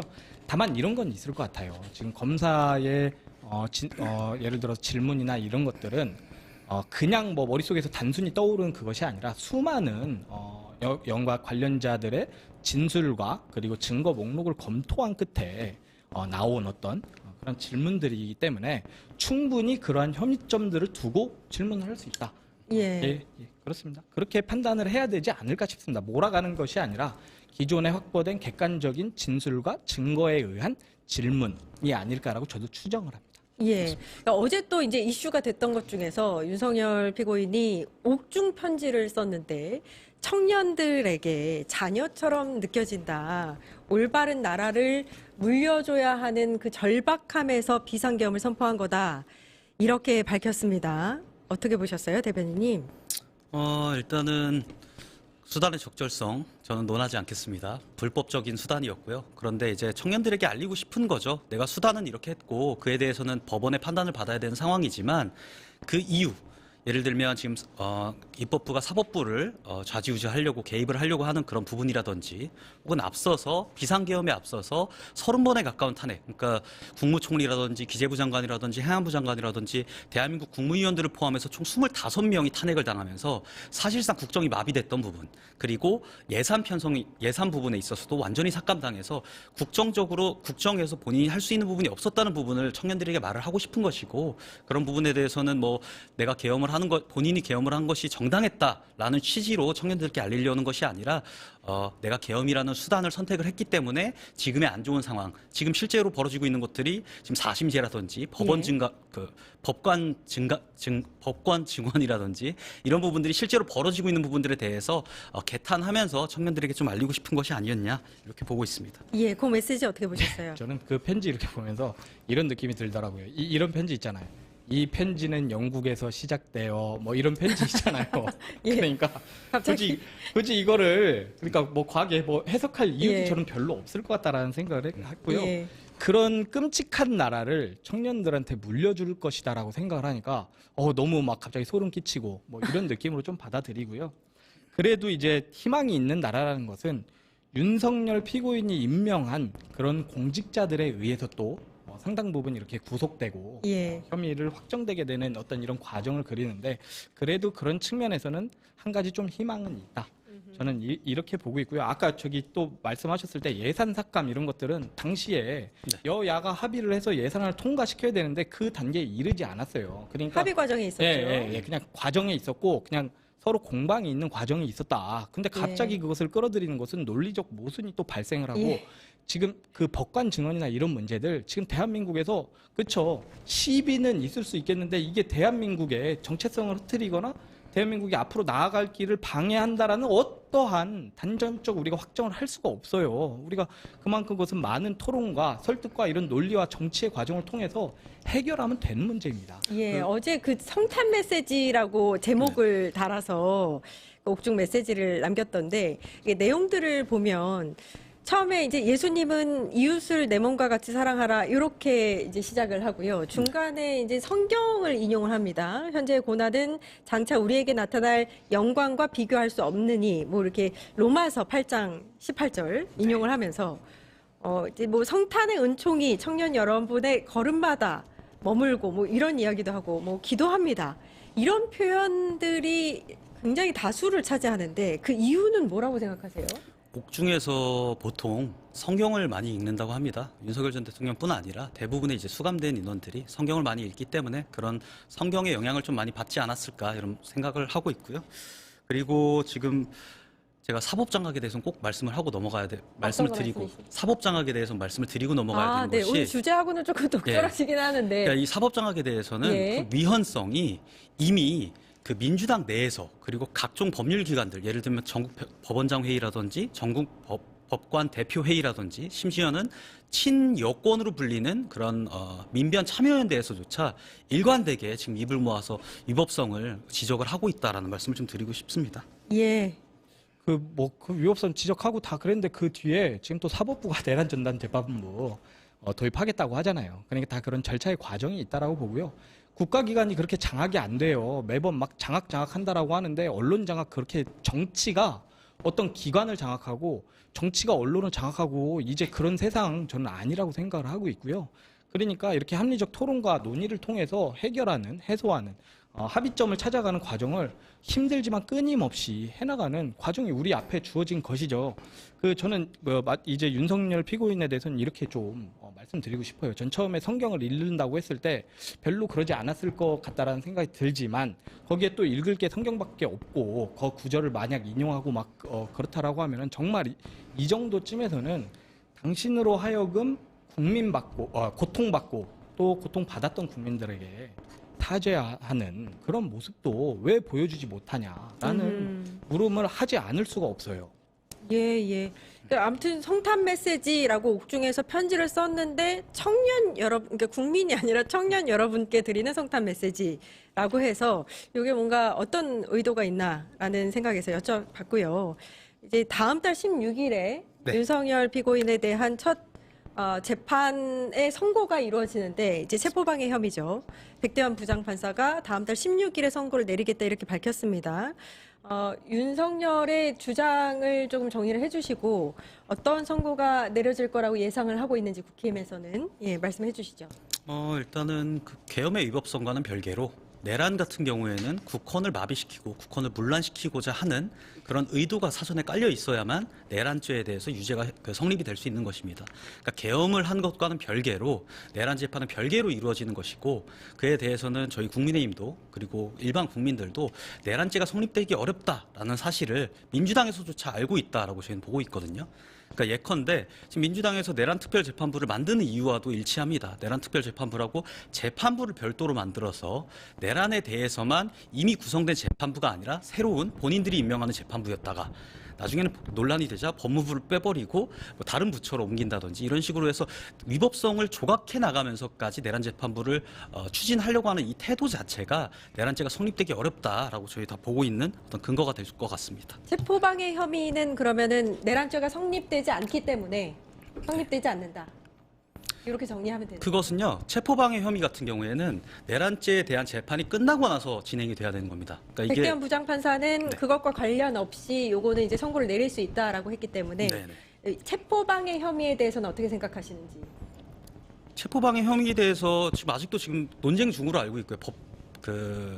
재판장 내에서도 논쟁 중인 사안이고. 논쟁 중이 아니라 이제 다음 달 16일에 선고를 내린다고 했습니다. 그렇죠. 거기에 대해서는 어떻게 생각하세요? 그 선고의 순서가 문제가 있다고 저는 말씀을 드린 겁니다. 그러니까 애초에 종속관계에 있지 않습니까? 내란 재판과. 그렇기 때문에 체포방해 혐의가 만약에 유죄가 되면 내란 재판에도 분명한 영향을 끼치게 되는 것입니다. 근데 이것은 종속관계가 있다고 하면 사건의 인과성이 있기 때문에 내란 재판에 대한 결과를 두고 그 이후에 체포방해 혐의에 대한 결과를 내야 되는데 그에 대해서 지금 먼저 선고를 내릴 수 있다는 입장을 밝힌 것 자체가 저는 부적절하다. 순서적으로 부적절하다 이런 말씀을 드립니다. 예, 부위원장님. 저는 아무튼 빨리 선고를 내리는 게 가장 좋죠. 지금 너무 재판이 길어요. 예. 그러니까 뭐든 빨리 좀 선고를 내려야 된다라고 보고 근데 이제 그 체포방해 혐의 같은 경우에는 너무 이 증언들이 많지 않습니까? 총으로 쏴라라고 하든가 뭐 이제 이런 것들이 너무 많아갖고 선고 내리기가 수월하지 않을까라는 생각을 하고 있어요. 그리고 이제 이 국민들은 그 윤석열 피고인의 내란 우두머리의 재판이 먼저 되는 것에 대해서 그것이 우선순위다라고 생각하는 사람 별로 없을 것 같아요. 그리고 이게 지금 그 윤석열 피고인 측에서 강하게 반발하는 이유가 계속 혐의 굳히기가 이렇게 되고 있는 거 아닙니까? 한덕수 전 총리 지금 재판 같은 경우에도 15년 구형 때리면서 한번 뜨악했을 테고요. 또 그리고 이제 이번에 특공방 체포방해가 또 내려지면 또 혐의 하나가 또 굳혀지는 효과가 나는데 그동안 정말 직위원 재판정을 계속 믿고 있고 이렇게 기다리는 직위원 재판정의 판결을 기다리고 있는 이 상태에서 다른 혐의들이 자꾸 굳히기가 들어가면은 직위원 재판정으로 향하는 여론의 압박이 있을 수 있다. 그것은 곧 윤석열 피고인으로 향하는 압박이다. 이것을 동일시해서 해석하기 때문에 저런 주장을 하는 거죠. 그 이상의 다른 해석을 할 필요는 전 없다라고 봅니다. 예, 선고일자를 지정을 하면서 백대환 부장판사는 전제 사실은 재판부의 판단 대상이 되는 범죄 사실의 핵심 내용이라고 보기 어렵다. 이렇게 이야기를 했습니다. 내란과 관련된 여부는 이제 절차에 따라서 진행됐던 체포 집행과는 관련이 없다. 이런 취지로 해석이 됩니다. 여기까지 하겠습니다. 김동환 민주당 전략기획위 부위원장님, 이재능 국민의힘 미디어 대변인님 고생하셨습니다. 감사합니다. 네, 저는 내일 오후 4시 50분에 다시 찾아뵙겠습니다. 함께해 주신 여러분 감사합니다.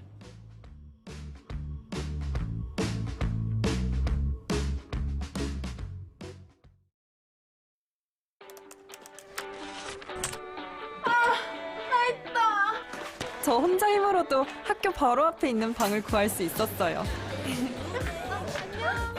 드디어 독립. 풀옵션인데 월세는 절반이라 미래까지 대비합니다. 이런 신혼집 너무 좋겠다. 20년까지 이사 걱정 없으니까 안심하고 이세 계획까지 세웠죠. 삶이 있는 곳에 한국토지주택공사.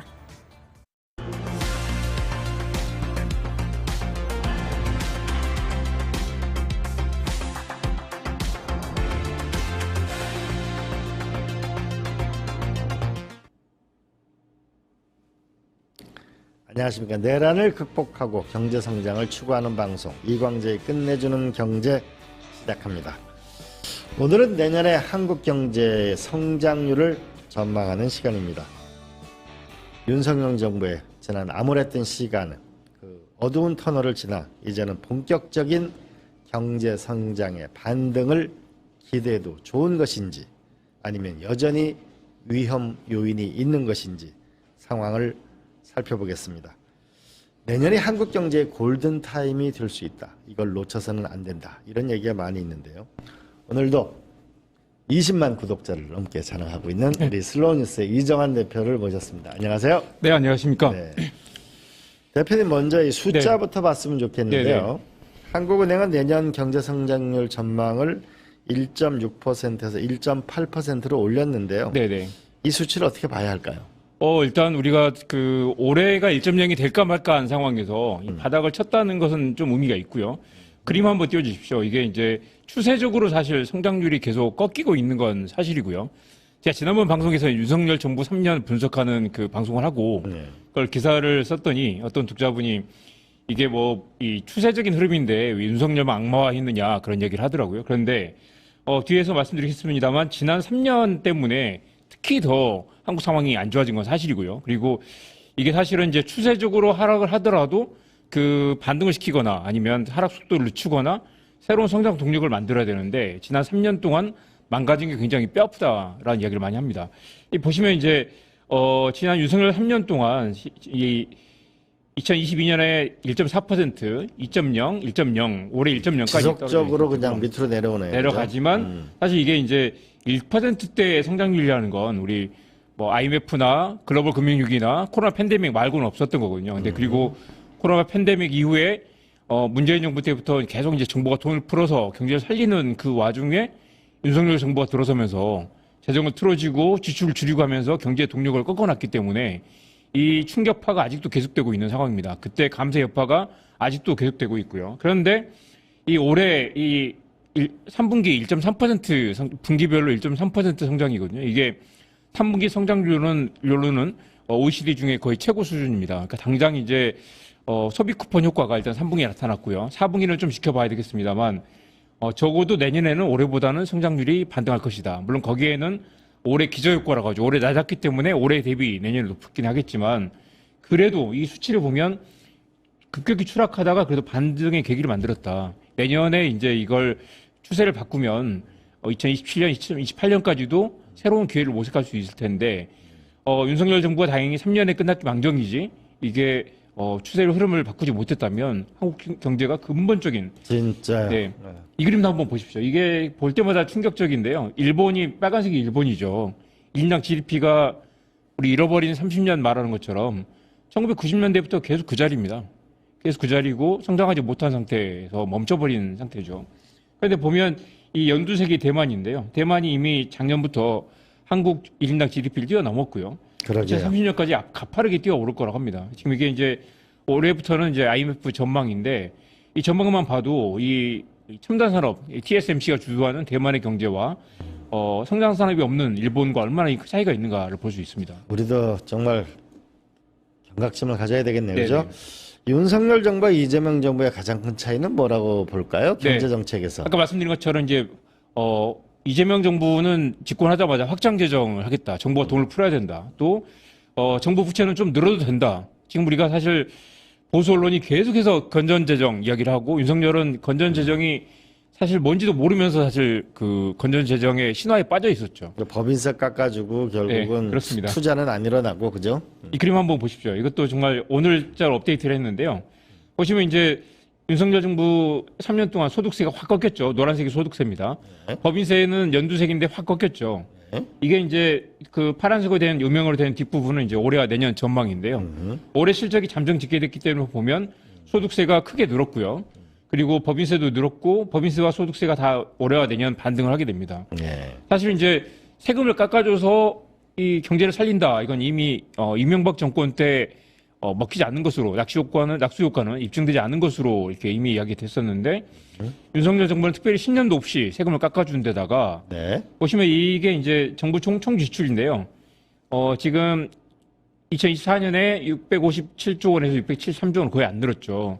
내년에 728조 원을 크게 늘리게 됩니다. 맨 위에 네. 빨간색이 내년인데요. 지금 이 그림이 더 놀랍습니다. 지출 증가율을 보면 지금 윤석열 3년 동안 크게 지출 증가율이 줄었죠. 보면 이게 뭐냐면 정부가 돈을 안 썼다는 거죠. 사실 정부가 세금을 많이 걷어서 제때 써야 경제가 돌아가는데 정부가 경제 3주체 중 하나잖아요. 그런데 지금 소비가 줄고 수출이 내리막을 걸었던 지난 3년 동안 정부까지 돈줄을 틀어지면서 경제가 망가졌는데 다행히 이제 맨 위에 오른쪽 빨간색이 내년 예산인데요. 내년에는 지출을 크게 늘리는 방향으로 잡고 있습니다. 또 일부터 경제 전문가들은 그레이스 스완이 온다라고 경고하고 있는데 네네. 이제 회색 백조라는 말인데 이건 네. 무슨 뜻이죠?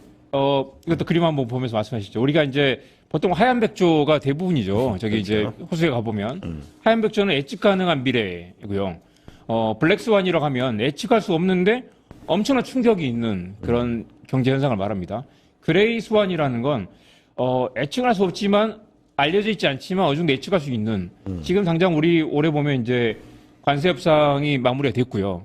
그리고 AI는 가보지 못한 세상이잖아요. 그렇지만 가보지 못한 세상이지만 어느 정도 예측할 수 있는 그러니까 블랙스완처럼 완전히 무슨 글로벌 금융위기라든가 아니면 뭐 팬데믹 같은 건 블랙스완이 되겠죠. 그런데 이제 그레이스완이라는 건 잘 모르지만 예측할 수 있을 것 같은 그리고 대비를 충분히 할 수 있을 것 같은 그런 상황을 말합니다. 그래서 이제 우리가 그레이스완이 온다라고 말하는 건 지금 이제 우리가 굉장히 불안한 미래로 가고 있지만 준비만 잘하면 여기서 기회를 찾을 수 있다. 그런 의미라고 할 수 있겠습니다. 그러면 알려진 위험이라면 해법도 있다는 거 아닌가요? 네네. 그래서 이제 알려진 위험이라는 건 이제 지금 우리 중장기 저성장 국면으로 가고 있다라는 거 아까 보셨고요.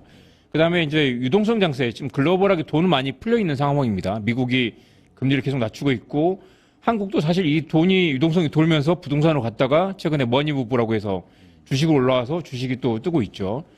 또 한편은 중국 경제 문제도 있고 중국 경제가 지난 10년 동안 가파르게 성장했지만 여전히 성장하고 있지만 중국이 이제 물건을 사주지 않으면 중국이 이제 성장세가 줄어들면 어떻게 되느냐라는 우려가 있고요.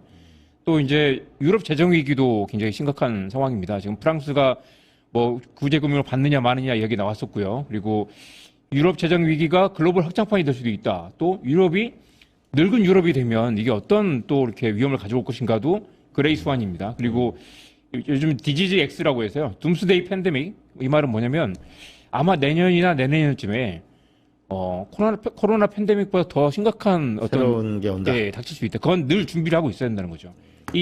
그래서 해법을 빠르게 보면 당연히 신성장 동력이 필요하고요. 그리고 이제 자산시장 급변동, 이 시중에 돈은 많은데 이 돈이 어디로 갈 것인가? 이 돈을 잘 물줄기를 틀어서 성장 산업으로 돌려야 된다라는 것. 그다음에 중국 경제의 영향을 줄이는 방향도 필요하고요. 그리고 이제 재정을 잘 확충해서 이걸 성장 산업으로 돌리는 방안. 그다음에 팬데믹 같은 위험은 우리가 한번 경험했기 때문에 이 락다운 상황에서도 작동할 수 있는 새로운 시장 시스템을 만들어야 된다라는 것들이 이 알려진 위험이고 대처만 잘하면 여기서 새로운 기회를 찾을 수 있다라는 얘기가 나옵니다. 근데 시중의 그 말씀을 들어보면 이게 IMF 때보다 더 어렵다. 네, 그렇습니다. 그 반도체와 조선 빼놓으면은 흑자나는 기업이 별로 없다. 이게 착시 현상이다.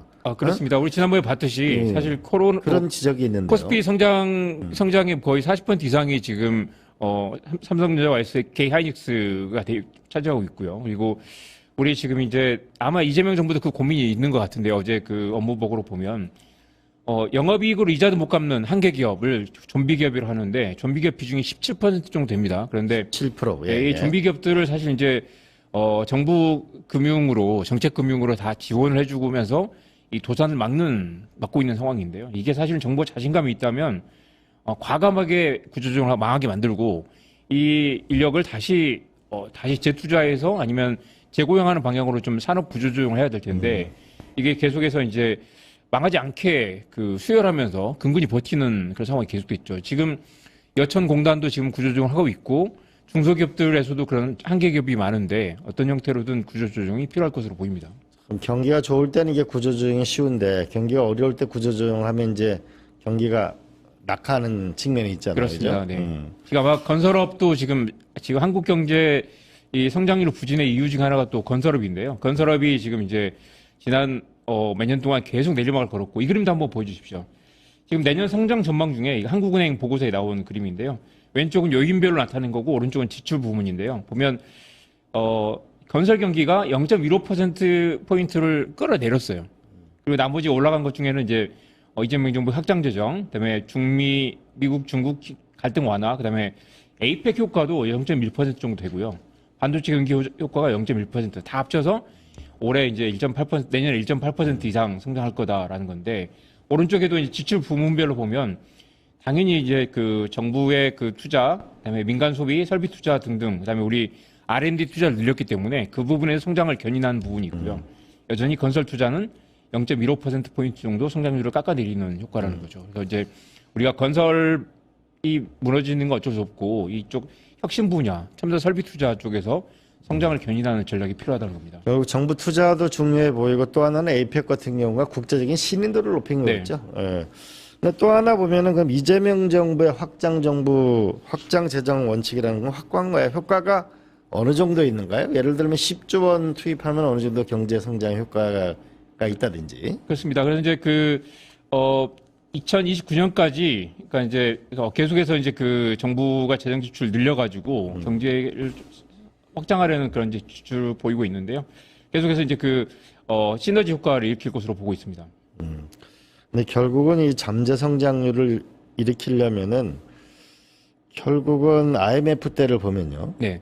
결국 금모기 운동, 국민들의 마음을 하나로 모으고 또 하나는 IT라는 벤처 스타트업이 대거 등장해서 여기에 연기금을 집어넣어서 주식시장으로 돈이 가가지고 결국 이제 이 IMF를 극복했는데 이 신산업을 일으켜야 되고 결국 투자가 결합돼야 되고 이게 일어나야 될 텐데 이건 어떻게 하죠? 그렇습니다. 지금 이것도 한국은행 보고서인데 잠깐 그림 한번 보고 가겠습니다. 이 왼쪽은 이게 이제 가계 신용, 그러니까 사실 대부분이 부동산 대출인 거예요. 오른쪽은 이제 기업 투자인데요.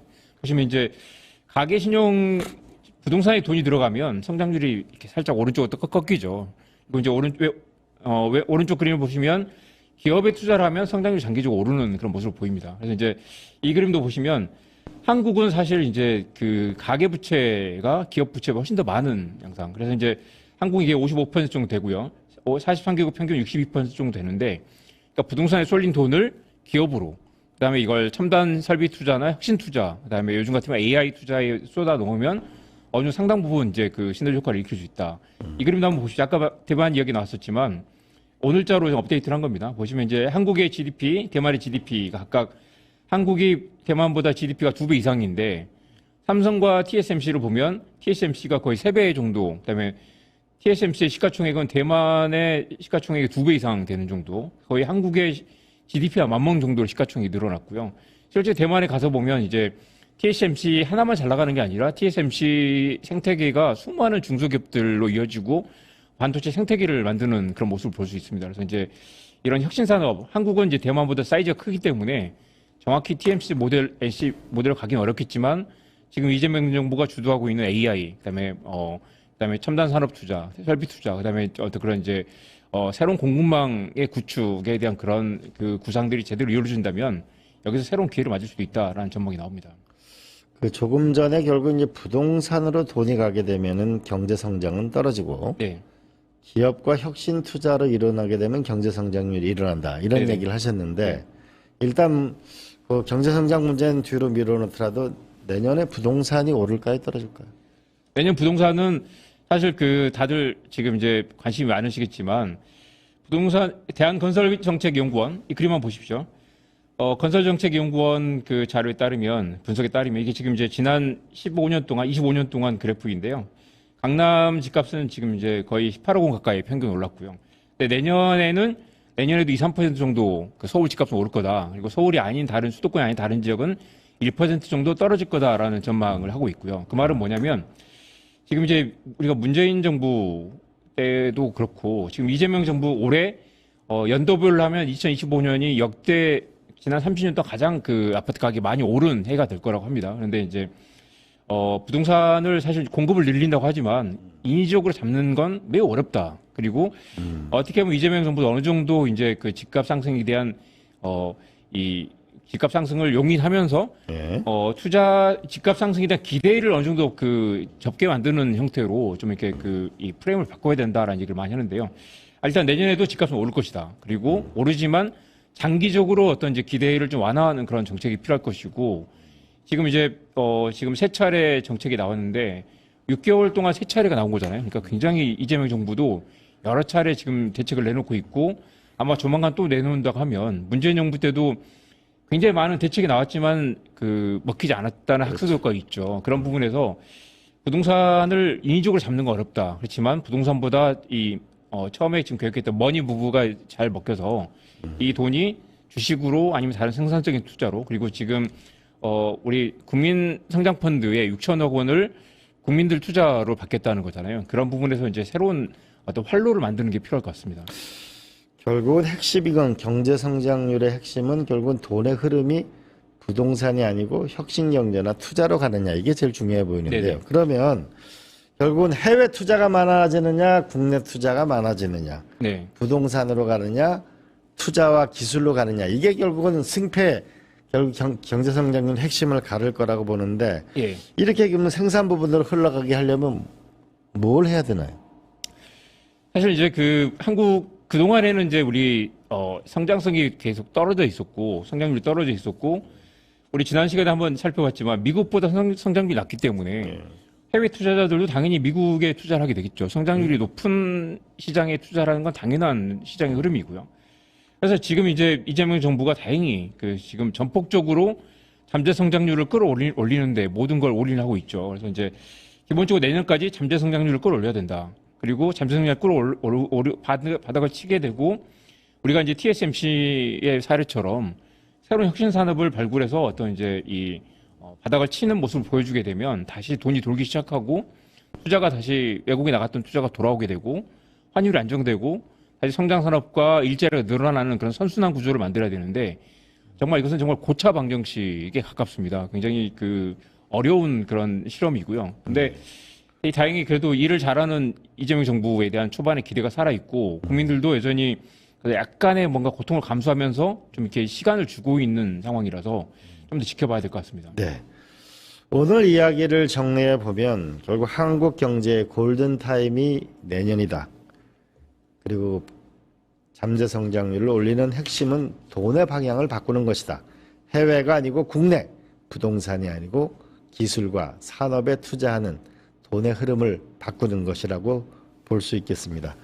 미국은 연간 30조 달러쯤 됩니다. 그러나 경제 성장률이 무려 3% 정도 됩니다. 한국은 2조 달러인데 2%입니다. 우리가 더욱 분발해야 할 때입니다.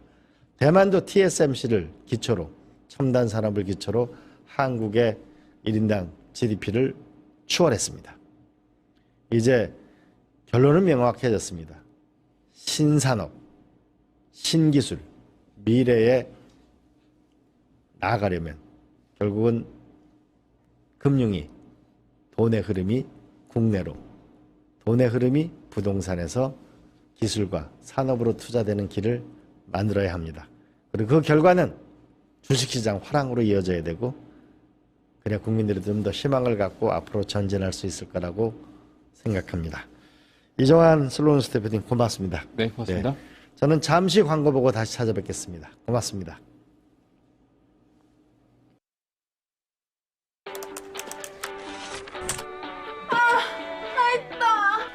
저 혼자 힘으로도 학교 바로 앞에 있는 방을 구할 수 있었어요. 드디어 독립. 풀옵션인데 월세는 절반이라 미래까지 대비합니다. 이런 신혼집 너무 좋겠다. 20년까지 이사 걱정 없으니까 안심하고 이세 계획까지 세웠죠. 삶이 있는 곳에 한국토지주택공사. 전기가 당신에게 오기까지 처음부터 길이 있는 건 아니었습니다. 때론 깊은 바닷속, 때론 깊은 산속. 전기는 길이 없는 곳에 길을 만들었습니다. 우리의 오늘이 내일로 연결될 수 있도록 만들어가야 할 전기의 길. 그 길을 많은 분들이 응원해준다면 전기는 더 힘을 낼 수 있습니다. 한국전력은 든든하고 안전한 내일의 전기를 위해 전력망 확대에 최선을 다하겠습니다. 모두의 내일을 위해 해야 할 일을 합니다. 한국전력. 안녕하세요. 내란을 극복하고 경제 성장을 추구하는 방송 이광재의 끝내주는 경제, 끝내주는 인터뷰를 시작하겠습니다. 오늘은 수도권의 지도를 다시 그리는 멋진 구상에 대해서 알아보도록 하겠습니다. 파주와 고양, 김포, 마곡을 잇는 서부 시대를 새롭게 디자인하는 원대한 구상을 가진 분을 만나보도록 하겠습니다. 이 구상을 그냥 단순한 생각이 아니고 현실 정책으로 만드는 분을 모셨습니다. 우리 박정 의원님 모셨습니다. 안녕하세요. 네, 안녕하십니까.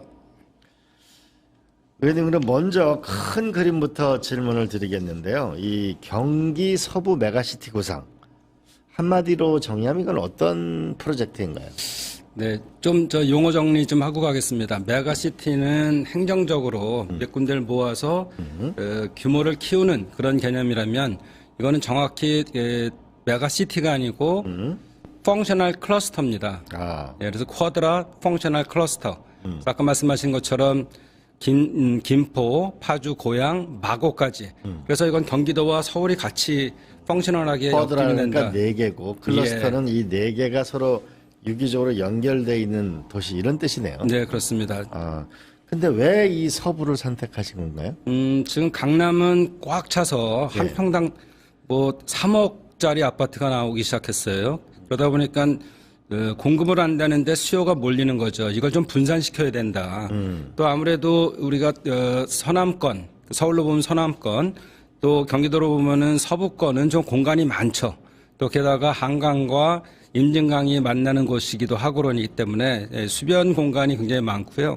또 4개의 도시가 사실은 굉장히 특성이 있습니다.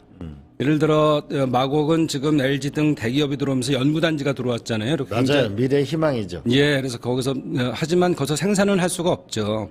공간적으로. 그래서 그 생산 같은 경우에는 파주가 땅도 넓고 또 LG를 비롯해서 또 중소기업들이 많이 있습니다. 중견기업까지 포함해서. 그래서 그쪽에서 생산을 주로 맡고, 그리고 고양시는 110만이 돼가요. 거기 이미 인프라가 잘 갖춰져 있습니다. 병원도 있고 또는 공연장이라든지 또 생활할 수 있는 것. 특히 킨텍스가 있기 때문에 이거는 마이스 산업도 가능하거든요. 그래서 컨텐츠 산업과. 그리고 김포는 요즘 인구가 많아지고 주거 환경이 뛰어나긴 하지만 거기가 어떤 특성이 있냐면 엄격히 옛날엔 김포였지만 지금 마곡지구 근처에 김포공항이 있고. 그렇죠. 공항이 있다는 건 굉장히 강점이죠. 예, 그리고 아라뱃길이라는 걸 지금 사실은 이명박 때 만들어서 비난도 많이 받았지만 만들어 놓은 거 어떡하게 써야죠.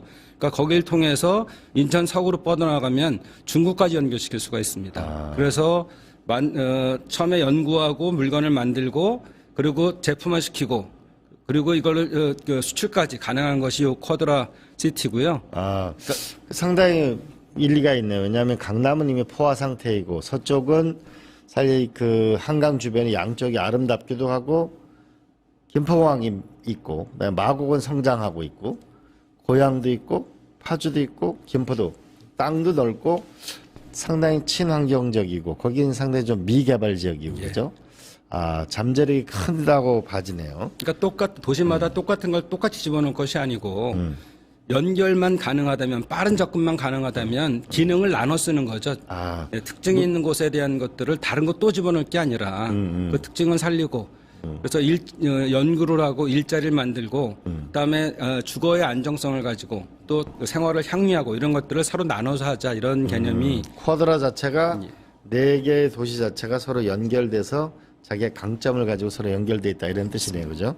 근데 좀 전에 연결을 말씀하셨는데 한강은 보면 강남을 만들다 보면 다리가 엄청 맞아요. 한남대교 뭐 반포대교 쫙 있는데 그럼 여기는 마곡지문 행주대교 밑에 다리 하나밖에 없는데 양쪽을 연결하는 게 그럼 다리를 또 넣나요? 아니면 뭐 터널을 넣나요? 네. 어떻게 하죠? 이미 그 수도권 2순환도로가 있어요. 그래서 김포와 파주는 27년에 이게 완성이 됩니다. 27년. 예, 그것도 그 하저로 오는 거예요. 빠르죠, 그러니까. 강 밑으로. 강 밑으로. 그러니까 딴 데도 마찬가지로 보상이나 이런 게 필요 없어요. GTX가 바로 그런 개념이잖아요. 그러니까 김포에서 파주로에 이렇게 뚫리면 다시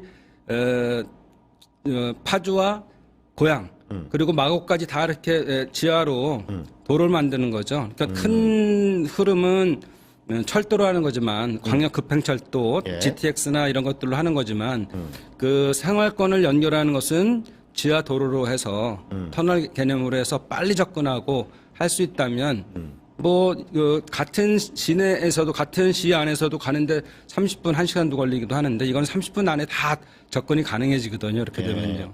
그럼 쉽게 얘기하면 그 강이 넓은 데를 지하 공간을 이용해서 서로 연결하고 또한 이게 철도로 연결시키면 그러면 출근 시간도 단축되고 그런 좀 획기적인 구상을 하시는 거네요, 그죠? 그동안은 주로 서울로의 직주 근접을 위해서 GTX를 만들었다면 맞아요. 자유로 어마어마하게 맥혀했던. 예, 그러니까 이거는 이제는 꼭 서울에 직장을 놓는 것이 아니고 조금 전에 말씀드렸던 특징에 따른 직업군이 만들어질 거고 젊은이들이 그것 때문에 이사 가야 되고 뭐 이러지 않고요. 한 군데 있더라도 충분히 다른 기능을 가지고 접근할 수 있기 때문에 이게 새로운 도시의 확장과 축소죠. 면적은 확장되는 거지만 시간으로는 축소되기 때문에 이게 훨씬 더 컴팩트하고 그 도시의 기능을 나눠 쓸 수 있다. 그럼 터널은 몇 개나 만들어지나요? 터널은 각자를 연결하는 거니까 4개가 되는 거죠, 4개가. 4개가. 예. 하나는 이미 완성돼 있고. 하나는 완성돼 있고 27년도 개통하나요? 특히 그렇습니다. 특히 이제 김포에서 나오는 방법이 없어서 골드라인이 아니고 지옥철이다 이런 얘기가 있잖아요.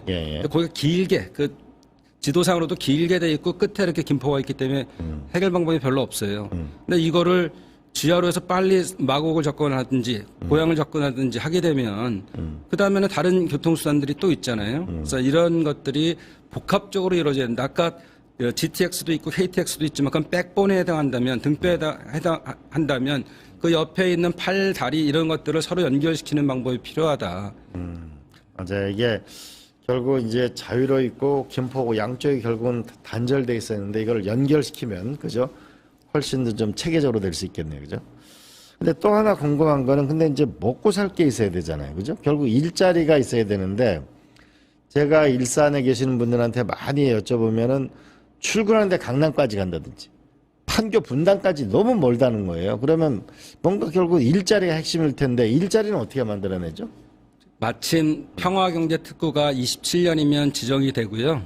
한 10년 전에 경기연구원에서 조사한 바에 따르면 300만 평을 개발했을 때 30조의 경제 효과가 있고 일자리가 17만 개가 만들어진다고 돼 있어요. 근데 그 일자리를 단순한 일자리보다는 지금 어쨌든 4차 산업 중심으로 가서 우리나라 경제의 스트럭처도 좀 구조도 바꿔야 되고 너무 우리가 제조업 일반 제조업이 많기 때문에 4차 산업으로 가는 데 있어서 AI를 이용하는 것들이 많이 있겠죠. 피지컬 AI를 이용하는데 그래서 예를 들어 기후테크. 기후라는 게 기후이기 때문에 새로운 산업이 될 수밖에 없는 녹색 경제를 이끌 수밖에 없는데 이런 새로운 직업에는 데이터 처리나 이런 것들을 능숙하게 하려면 젊은이들이 해야 됩니다. 이런 새로운 일자리를 만들어내서 그리고 그러면 충분히 좋은 일자리가 있으면 가게 돼 있죠. 그래서 굳이 또 아까 그 말씀드린 거는 김포에 살고 있는데 직장을 파주에서 가야 된다. 이러면은 접근이 뭐 30분이면 되니까 굳이 파주로 이사 가지 않아도 주거의 안정성을 가질 수 있는 거죠. 근데 이건 어떤가요? 이게 주로 그러면 과연 국내에서 그만한 투자 요인이 있을까? 아니면 해외에서 투자를 끌어오는 걸까? 아니면 두 개를 같이 하는 걸까? 이건 어떻게 봐야 되나요? 당연히 국가가 관심을 가지고 해야 되고요. 또 넓은 땅이 있으니까 개발권을 주면서 거기에 따른 뭐 기부 체납이라든지 이런 걸 받아낼 수가 있고요. 또 저희가 그 지난 시간에 말씀드린 경기 북부 에너지 고속도로, 평화교 에너지 고속도로에 대해서 제가 중국 가서 알리바바한테 만나고 여러 가지 발전소 관련된 사람들 만나고 그랬어요. 그러니까 이분들도 굉장히 관심 가져 하고 충분히 그런 해외 투자도 요인이 됩니다. 가져올 수 있는 요인이 되기 때문에 이런 것들을 복합적으로 움직여야죠. 네. 그리고 고향에 보면 킨텍스가 있잖아요.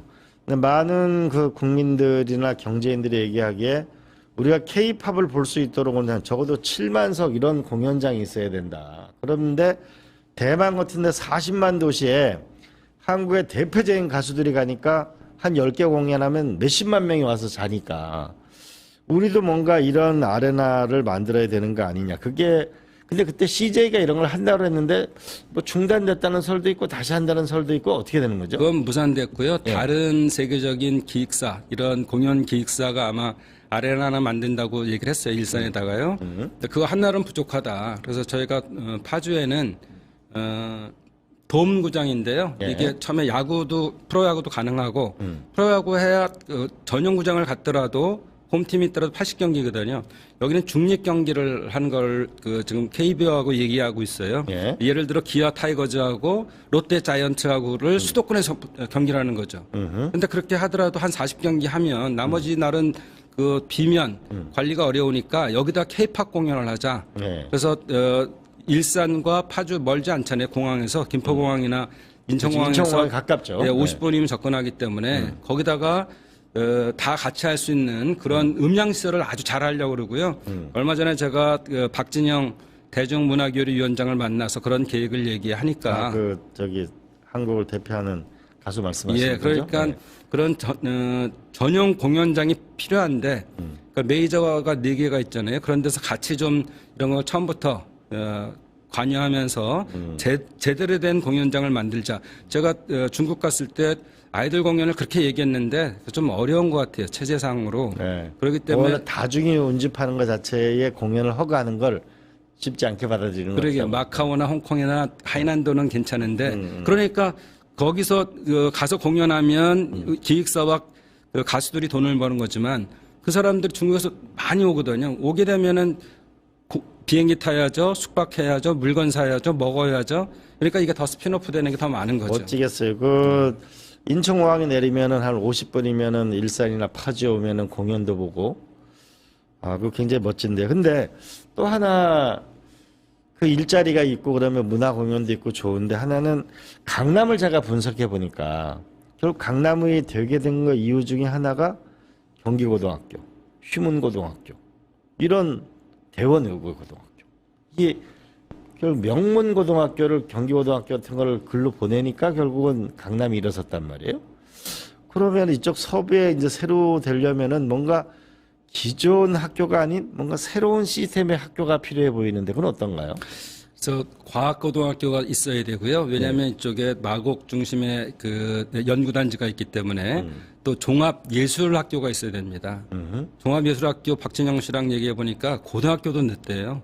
이미 다 초등학교, 중학교 때 재능을 가진 사람들을 뽑아서 교육시키면서 훈련하기 때문에 그래서 그런 중학교 또 과학고등학교 이런 것들을 제 생각에는 김포에 좀 있었으면 좋겠다. 그래서 아까 말씀드린 것처럼 마곡단지는 연구고 파주는 생산이고 그다음에 생활문화 그 마이스 산업 이런 것들이 고향이라면 김포는 훌륭한 주거공간 그리고 교육 물류 이렇게 펑셔널하게 가야 되거든요. 기능적으로. 그래서 그런 것들에 대한 것들을 새로 만들거나 또는 이 도시의 계획이 잡히면 또 오고 싶어하는 학교도 많고 그럴 겁니다. 이 결국은 제주도도 국제학교를 했기 때문에 제주도에 결국 이제 엄청난 인원이 살게 되는데 결국 교육이 아까 외국에 투자를 받으려면 제일 외국인들이 와서 어려워하는 게 국제학교란 말이에요. 그건 어떻게 되는 거예요? 네, 국제학교 할 수 있죠. 그런데 지금 수도권 정비법과 이런 것들 때문에 좀 어려운 부분이 있어요. 대학 같은 걸 만들려고 그럴 때 고등학교는 전혀 문제가 없고요. 이럴 때 적경지역 지원 특별법을 하거나 제가 알아보니까 연구단지가 들어가면 그런 지원을 하게 돼 있어요. 여러 가지로. 그러니까 그런 부분에 있어서 국제학교를 만드는데 국제학교가 꼭 다른 거 아니고 언어 중심이 아니고 이 국제학교는 예술 중심으로 되는 게 맞다. K-팝이나 이런 것들도 계속 이어나가기 위해서. 이번에 캐대언 거기에 나와서 그 노래를 부르신 분 보니까 11살에부터 시작을 했는데 그죠? 아침 7시부터 밤 11시까지. 그러니까 결국은 고등학교보다 11살이면 초등학생 아니에요? 그런 예술학교가 있어야 되겠다. 어쨌든 이 교육 문제를 해결해야 도시가. 근데 또 하나 더 강남을 제가 또 분석해 보니까 무역협회 줬죠, 코엑스 줬죠, 한전 줬죠. 이제 지금 한전 부지에 이제 현대자동차가 샀는데, 그럼 뭔가 국가로부터 이렇게 뭔가 경제를 일으킬 수 있을 만한 지원이 있어야 될 텐데 그런 건 어떤 게 있을까요? 지금 경기도도 큰 지방정부고, 그래서 이재명 당시 도지사 때부터 유관기관들을 북쪽이나 동쪽으로 이렇게 옮기기 시작했어요. 근데 아직 옮겨진 데도 있고 아직 머뭇거리는 데도 있는데, 왜냐하면 그것도 그럴 수밖에 없는 게 그 지역에 사는 가족이 있잖아요. 그러니까 애들 학교도 다니고, 그러니까 바로 옮겨오기 힘들어서 제가 생각하기에는 경기도가 워낙 크고 그렇기 때문에 밑에 있는 기관들을 전부 다 똑같이 하나씩 만들어야 됩니다.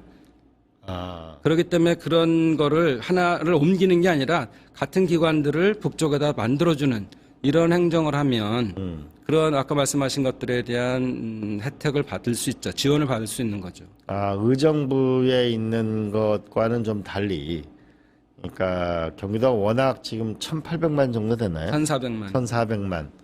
그러니까 그 700만 정도, 그러니까 북쪽에 예를 들면 뭐 컨텐츠 문화진흥원이라고 하면 그런 기관도 하나씩 이렇게 할 필요가 있겠다, 이런 말씀이네요. 그렇습니다. 예. 그럼 비슷한 얘기일 수 있는데, 또 강남을 제가 조사해 보니까 이 대법원도 주고 검찰청도 주고 또 이러다 보니까 또 강남이 또 된 거 아니에요? 일종의 중산층의 도시를 만들었는데, 그런 건 또 어떤 걸 정부한테 받을 수 있을까요? 정부한테는 일단 강남에 밀집되어 있는 것들을 분산하기 위한 것들이니까 그 중에서 일부를 옮겨오는 방법도 있고요. 또 그 사회가 계속 변화가잖아요. 그러니까 변화하기 때문에 새로운 조직을 만들 때 그런 조직을 이제 오게 하거나 이렇게 해서, 특히나 아까 말씀드렸던 마이스 산업, 또 문화공연, 콘텐츠 제작, 또 그 4차 산업, 이런 부분들에 대한 것들을 이제 갖고 오면 되는데, 저희 생각에는 지금 수도권 규제법 때문에 아무것도 못하는 것들이 많아요. 대략 규제 샌드박스를 풀어주면서 영남이나 호남은 좀 살 길을 만들었거든요. 근데 북쪽은 역차별돼서 아무것도 못하니까 이런 데에 대해서의 지원을 할 수 있는 방법이 있고요. 그다음에 그러니까 좀 AI가 새로운 분야 아니겠어요? 그러니까 AI만은 특별법을 통해서 우리가 지금 판교 같은 데가 기본으로 한다면 좀 시흥이 의료, 그다음 부천이 제조업, 그다음에 의정부가 서비스 뭐 이런 게 있거든요. 그러니까 파주 같은 데는 AI 기후테크 앞으로 가야 될 방향이기 때문에 이런 것들, 단순히 기관 주는 것도 있지만 특구를 통해서 뭔가 그 국가에도 도움이 되는 이런 것들을 해결할 필요가 있다. 이런 생각입니다. 저희가 에너지 고속도로를 만들기 때문에 에너지가 풍부해질 수가 있고, 그걸 통해서 거기에 필요한 산업들이 들어오면 되거든요. 그런 식으로 기관이 옮겨주는 것도 좋지만 그 산업을 키울 수 있는, 국가가 꼭 필요한 산업을 키울 수 있도록 뒷받침해 주는 것도 방법이다, 이렇게 생각합니다. 근데 또 이 세계적인 도시를 보면 이게 이제 대학교가 있던데요. 보니까 서강대학교가 신촌에 있는데 이제 공과대가 점점 커지는데 학교가 작잖아요. 그래서 이전을 하고 싶은데 거기는 이제 기본적으로 신앙 기반이니까 재정이 이렇게 넉넉치 못하잖아요. 뭐 서강대학교라든지 서울에 있는 대학을 연구 중심으로 바꾸고 뭐 이런 대학 같은 걸 유치한다든지, 아니면 인하대학교 병원 같은 게 필요하든지, 뭔가 이런 대학교와 관련된 게 있는데 그런 구상은 없어요? 지금 일산에 종합병원이 6개인데요. 예. 일산 동국대병원이 있죠. 대학이랑 관계되는데 결국은 그런 부분에 대한 것들은 기초만 갖춰주고 그 일산 중심으로 밑에가 그 쿼드라 이게 펑셔널 클러스터가 되면 접근이 빠르니까 그런 문제는 같이 중복 투자를 하지 말고 나눠 쓸 수 있다. 대신 김포에는 제 생각에는 좋은 대학들, 그러니까 전체 종합대학이 아니라 대학 중에서도 단과대학 형태로도 옮겨와서 필요한 산업들을 키우는 데는 충분히 가능성이 있고 또 할 필요가 있지 않나 생각합니다. 예. 그렇죠. 종합대학보다는 그 어떤 우리가 뭐 소위 예를 들어 공과대학에 뭐 AI 기후테크 대학원 대학은 지금 아까 말씀드린 것처럼 해결해야 될 부분들이 있습니다. 적경지역 특별법이라든지 김포나 파주 같은 경우에 고향도 마찬가지. 이런 것들을 풀어주면서 접근하는 방법이 있지만 대학은 괜찮거든요. 그럴 수도 있겠네요. 네, 고급 인력이 필요한데 거기에 대학도 굉장히 중요하지만 아까 말씀하신 것처럼 연구자들이 왔어요. 고급 연구자들이 왔는데 자기 자식들에 대한 교육 문제 때문에 오길 꺼려하는 경우도 있으니까 그런 부분에 대한 좋은 학교가 만들어지는 건 꼭 필요합니다. 있겠네요. 아까 박진영 위원장하고 종합예술 학교를 얘기했는데 한국종합예술학교 한예종이라는 그 대학교도 일부 시설은 서울에 있는 거는 지금 이전 얘기가 한참 있었는데 또 이전 있다가 중단됐는데 그런 부분을 유치가 같이 되면 그건 좀 획기적인 도시가 문화의 도시로 바꾸는 데 도움도 되겠네요.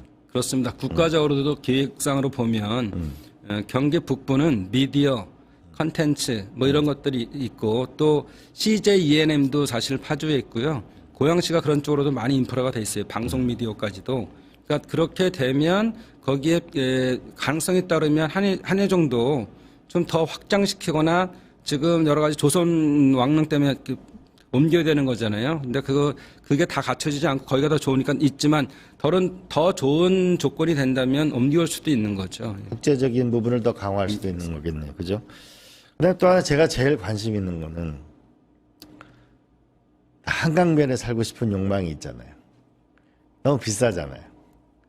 그런데 이제 김포 강화 이렇게 가끔 지나갈 때마다 여기 군사시설 보호구역도 많고 절대 농지도 많은데 여기에 좀 뷰는 좋고 환경도 좋은데 뭔가 싱가포르처럼 젊은이들의 한 80%가 몇 년 일하면 집을 살 수 있는 좀 그런 뭔가 주택에서 지분형 주택을 하거나 뭔가 좀 이 인생이 집에 저당 잡히지 않는 이런 뭔가 새로운 이 주거 모델을 만들 필요가 있지 않을까요? 대통령도 국토교통부 LH 보고를 받으시면서 5병짜리, 10병짜리 이런 거 하지 마라. 거기도 어느 정도 가족을 이뤄서 주거할 만한 공간이 돼야지. 한 20평이나 30평짜리를 해라 이렇게 말씀하시잖아요. 그런 데를 우선적으로 뷰가 좋은 데다가 만들어 놓고 국가가 책임이 있어요. 지금 출생률도 줄어드는데 신혼부부들한테 제공하고 젊은이들한테 제공해서 주거에 대한 불안이 없어야지 다음 가족을 구성하고 이런 생각들을 하지 않겠어요. 그러니까 그런 데부터 우선적으로 그분들이 살 수 있는 데를 개발해서 일부는 물론 이제 개발에 의한 거니까 분양하고 팔지만 또 일부는 우리 공공 임대나 분양주택이 있잖아요. 그럴 때 그 부분들을 우선적으로 더 좋은 데를 하면 사실은 이쪽이 땅도 많지만 상대적으로 수변 지역에 대해서는 개발할 곳이 많고요. 그러다 보니까 아파트 값은 대부분 땅값이잖아요. 그렇죠. 50% 이상인 땅값이죠. 네, 그러니까 그런 데를 개발하면서 다른 시설 들어오게 하고 보통 LH도 신도시를 하나 개발할 때 여러 가지 땅 부지에 대해서 공공시설이 들어오게 기부 체납을 하거든요. 그래서 그런 식으로 전환하면 된다 이런 말씀드립니다. 맞아요. 저도 이제 강원도에 국회의원 할 때 동해안에 남북 문제 때문에 철책선 그걸 이제 제거를 해서 많이 노력을 했는데 제가 나중에 좀 아쉬워하는 게 계획을 세우고 철책선을 제거했으면은 마리나항이나 크루즈항을 만들 수 있었는데 이번에 보니까 아직은 풀리지 않은 군사시설 보호구역도 꽤 있고 그리고 보면 자유로 옆에 보면 둔치 같은 데도 굉장히 넓고 그걸 좀 잘 활용해서 싱가포르처럼 정말 좋은 주택인데 몇십억 하는 거 말고 이런데 우리가 경찰 공제, 군인 공제, 각종 연기금을 좀 활용해서 하면 좀 이렇게 일자리도 있고 좀 쾌적하게 살고 집 걱정 없이 그런 행복한 도시를 만들어 주실 수 있으신가요? 조금 혜택이 가면서 도움받는 것도 있겠지만 가장 큰 문제들을 해결함으로써 주거, 교통 이런 문제를 해결함으로써의 가처분 소득이 확 높아지잖아요. 그렇죠. 네, 그런 것들을 해결해야 한다. 그리고 한 말씀 좀 더 드리면 이 쿼드라 펑셔널 클러스터 요 도시에 대한 건 확장성이 있어요. 그거 확장성. 한번 여기 가져온 거 보니까요. 이 도시를 조금 더 한번 설명을 좀 해봐 주세요. 예, 그러니까 여기 이 고향은 양주 쪽도 지금 발전하고 있지만 고향을 확장시킬 수가 있고 처음에 이렇게 시작을 하지만 그리고 이게 2순환도로, 1순환도로가 있거든요. 예. 그래서 여기 그러니까 전체를 동시에 발전시키는 어렵다면 선불엄처럼 여기만 잘 살자는 게 아니고 그런 기능을 모아서 확장을 시키는데 중요한 개념은 김포는 황해도랑 연백 쪽이랑 가깝잖아요. 예. 파주는 개성이잖아요. 나중에 이건 확장성이 생깁니다. 그래서 이게 우리나라가 계속 이렇게 갇혀 있는 것이 아니고 하는데 저도 요번에 알았는데요.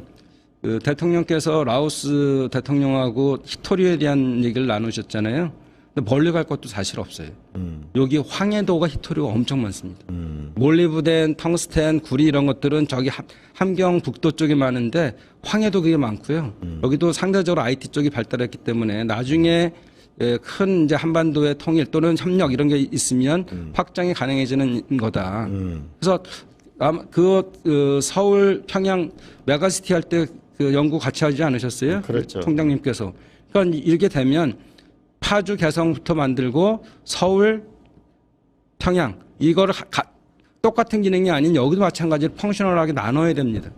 그리고 이쪽 김포는 연결시키고 고향은 또 서울하고도 연결되지만 이쪽 확장성을 갖는 그렇게 해서 여기가 마침 김포공항이 있으니까 김포공항에도 활주로 하나 더 만들어야 됩니다. 그래서 알겠습니다. 국제기능까지 해야 되고 여기는 또 아까 말씀드린 것처럼 김포에서 아라뱃길 이용해서 중국하고 하는데 이쪽에 들어올 수 있는 게요. 크루즈항도 가능해요. 아주 큰 대형이 아니고 그러면 바로 수도권에 들어와서 관광산업도 키울 수가 있고 여러 가지가 좋은 거죠. 그렇지. 근데 이런 말이 있더라고요. 우리가 이 세상을 누가 변화시키는가? 꿈을 가진 사람.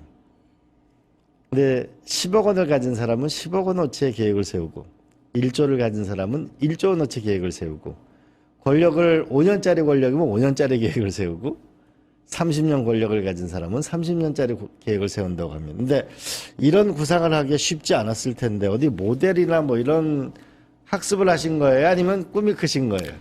제가 중국에 가봤더니 중국의 발전하는 그 과정들을 쫙 지켜봤잖아요. 예. 그래서 마침 제가 준비했는데요. 아, 그래요? 예. 이게 중국이 그 전체를 처음에 발전시킨 게 아니라 이 상하이를 중심으로 하고 광동이라는 데를 새로 만들고 그래서 여기가 주하이, 그러니까 주강 삼각지고요, 장강 삼각지인데요. 그리고 이제 베이징 중심으로 대련, 산동까지 했고 동삼성 이 네 군데를 주로 발전시키려고 점선면 전략이라고. 예. 그래서 지금 상당히 면인데 공간까지 지금 확장되고 있거든요. 근데 여기 보시면 이 삼각주예요. 그래서 홍콩과 그다음에 여기 마카오가 있고요. 네. 그다음에 여기서 광동이 있는데 여기를 이렇게 잘 연결해 주면서 발전을 시켜서 여기 지금 광동만 해도 우리나라 GDP 규모거든요. 그렇죠. 장수성 그다음에 이쪽도 마찬가지로 상하이도 물론 그렇지만 장수성까지 하면은 얘가 GDP 31%인가를 지금 책임지고 있을 거예요. 예. 그러니까 그런 것처럼 여기 지금 서울의 기능이 다 됐다 이런 얘기가 있잖아요. 서울은 금융 중심으로 가거나 뭐 이렇게 하면 되고 그런 나머지 생산 기반들은 서울에서 할 수 없는데요. 생산해놓고 물류는 저기 멀리 가서 하고 뭐 이러거든요. 지금 생산도 못하지만 연구하고 생산 다른 데서 하고 물류는 또 저 바깥에서 하고 이런 것들을 좀 컴팩트하게 모아서 연결시키는 이 개념. 저는 이게 생각해봤지만 같이 연구해봤지만 정말 좋은 계획이라고 저는 생각합니다. 알겠습니다. 김포하고 우리가 인천공항을 가지고 있고 마곡이라는 과학단지, 고양이라는 우리가 킨텍스 등의 문화산업, 파주, 그다음에 김포라는 이런 네 곳의 도시를 강 사이를 지하로 연결하고 철도로 연결해서 이 쿼드라 시티를 만드는 새로운 큰 구상을 말씀해 주셨습니다. 정말 저는 좀 대한민국 이러면 이제 큰 미래에 도전이 되는 거고 이런 위대한 지도자는 도시를 만든다고 하더라고요. 페리클레스는 아테네를 만들고 아우구스투스는 로마를 만들고 루즈벨트는 뉴욕을 만들고 엘리자베스 여왕은 런던을 만들고 박정희 의원님이 좀 멋진 강남을 넘은 새로운 멋진 길을 만들겠습니다. 길을 만들어 주시기 바랍니다. 네, 박정희 오늘 귀한 시간 감사드립니다. 앞으로 정말 기대를 갖고 지켜보도록 하겠습니다. 예, 감사합니다. 23년 전 오늘 2002년 12월 19일 밤 11시 30분 잊을 수 없는 순간이었습니다. 잠시 영상을 보고 돌아오겠습니다.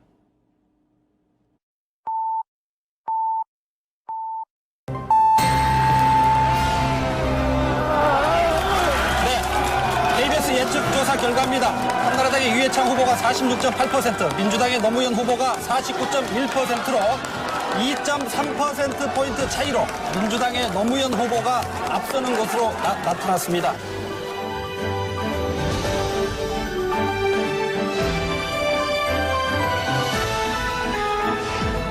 이른바 노무현의 기적이 이루어졌다.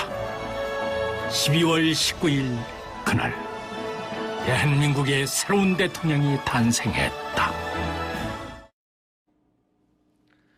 이 장면은 한 사람의 승리가 아니라 포기하지 않는 시민들이 정치를 다시 붙잡았던 시간이었습니다. 이날 휴대폰 통화량과 무선 인터넷을 이용률은 폭증했습니다. 정몽준 의원의 노무현 후보 지지 철회 이후 대한민국은 뜨거웠습니다. SK텔레콤은 이날 오전 11시부터 1시까지 통화량이 무려 1,800만 통이었다고 합니다. 투표하면 이긴다는 시민들의 연결이었습니다. 돈도 조직도 기득권도 없었지만 국민 한 사람 한 사람이 선택이 마침내 역사를 만들었습니다. 정치는 결국 사람이 한다는 것, 그리고 민주주의는 끝내 포기하지 않는 시민들의 힘이라는 것을 그날 우리는 배웠습니다. 지난 겨울에 내란을 극복하고 우리는 새로운 정부를 또한 탄생시켰습니다. 우리는 그날의 떨림, 그리고 몇 개월 전에 이재명 대통령의 탄생의 그 떨림은 우리 국민들이 만들고 지켜내 나가야 되겠습니다. 역사는 우연이 아니라 언제나 국민의 선택으로 다시 전진한다는 그 믿음을 가지고 함께 나아갔으면 좋겠습니다. 이광재의 끝내주는 경제, 오늘은 여기서 마치겠습니다. 고맙습니다.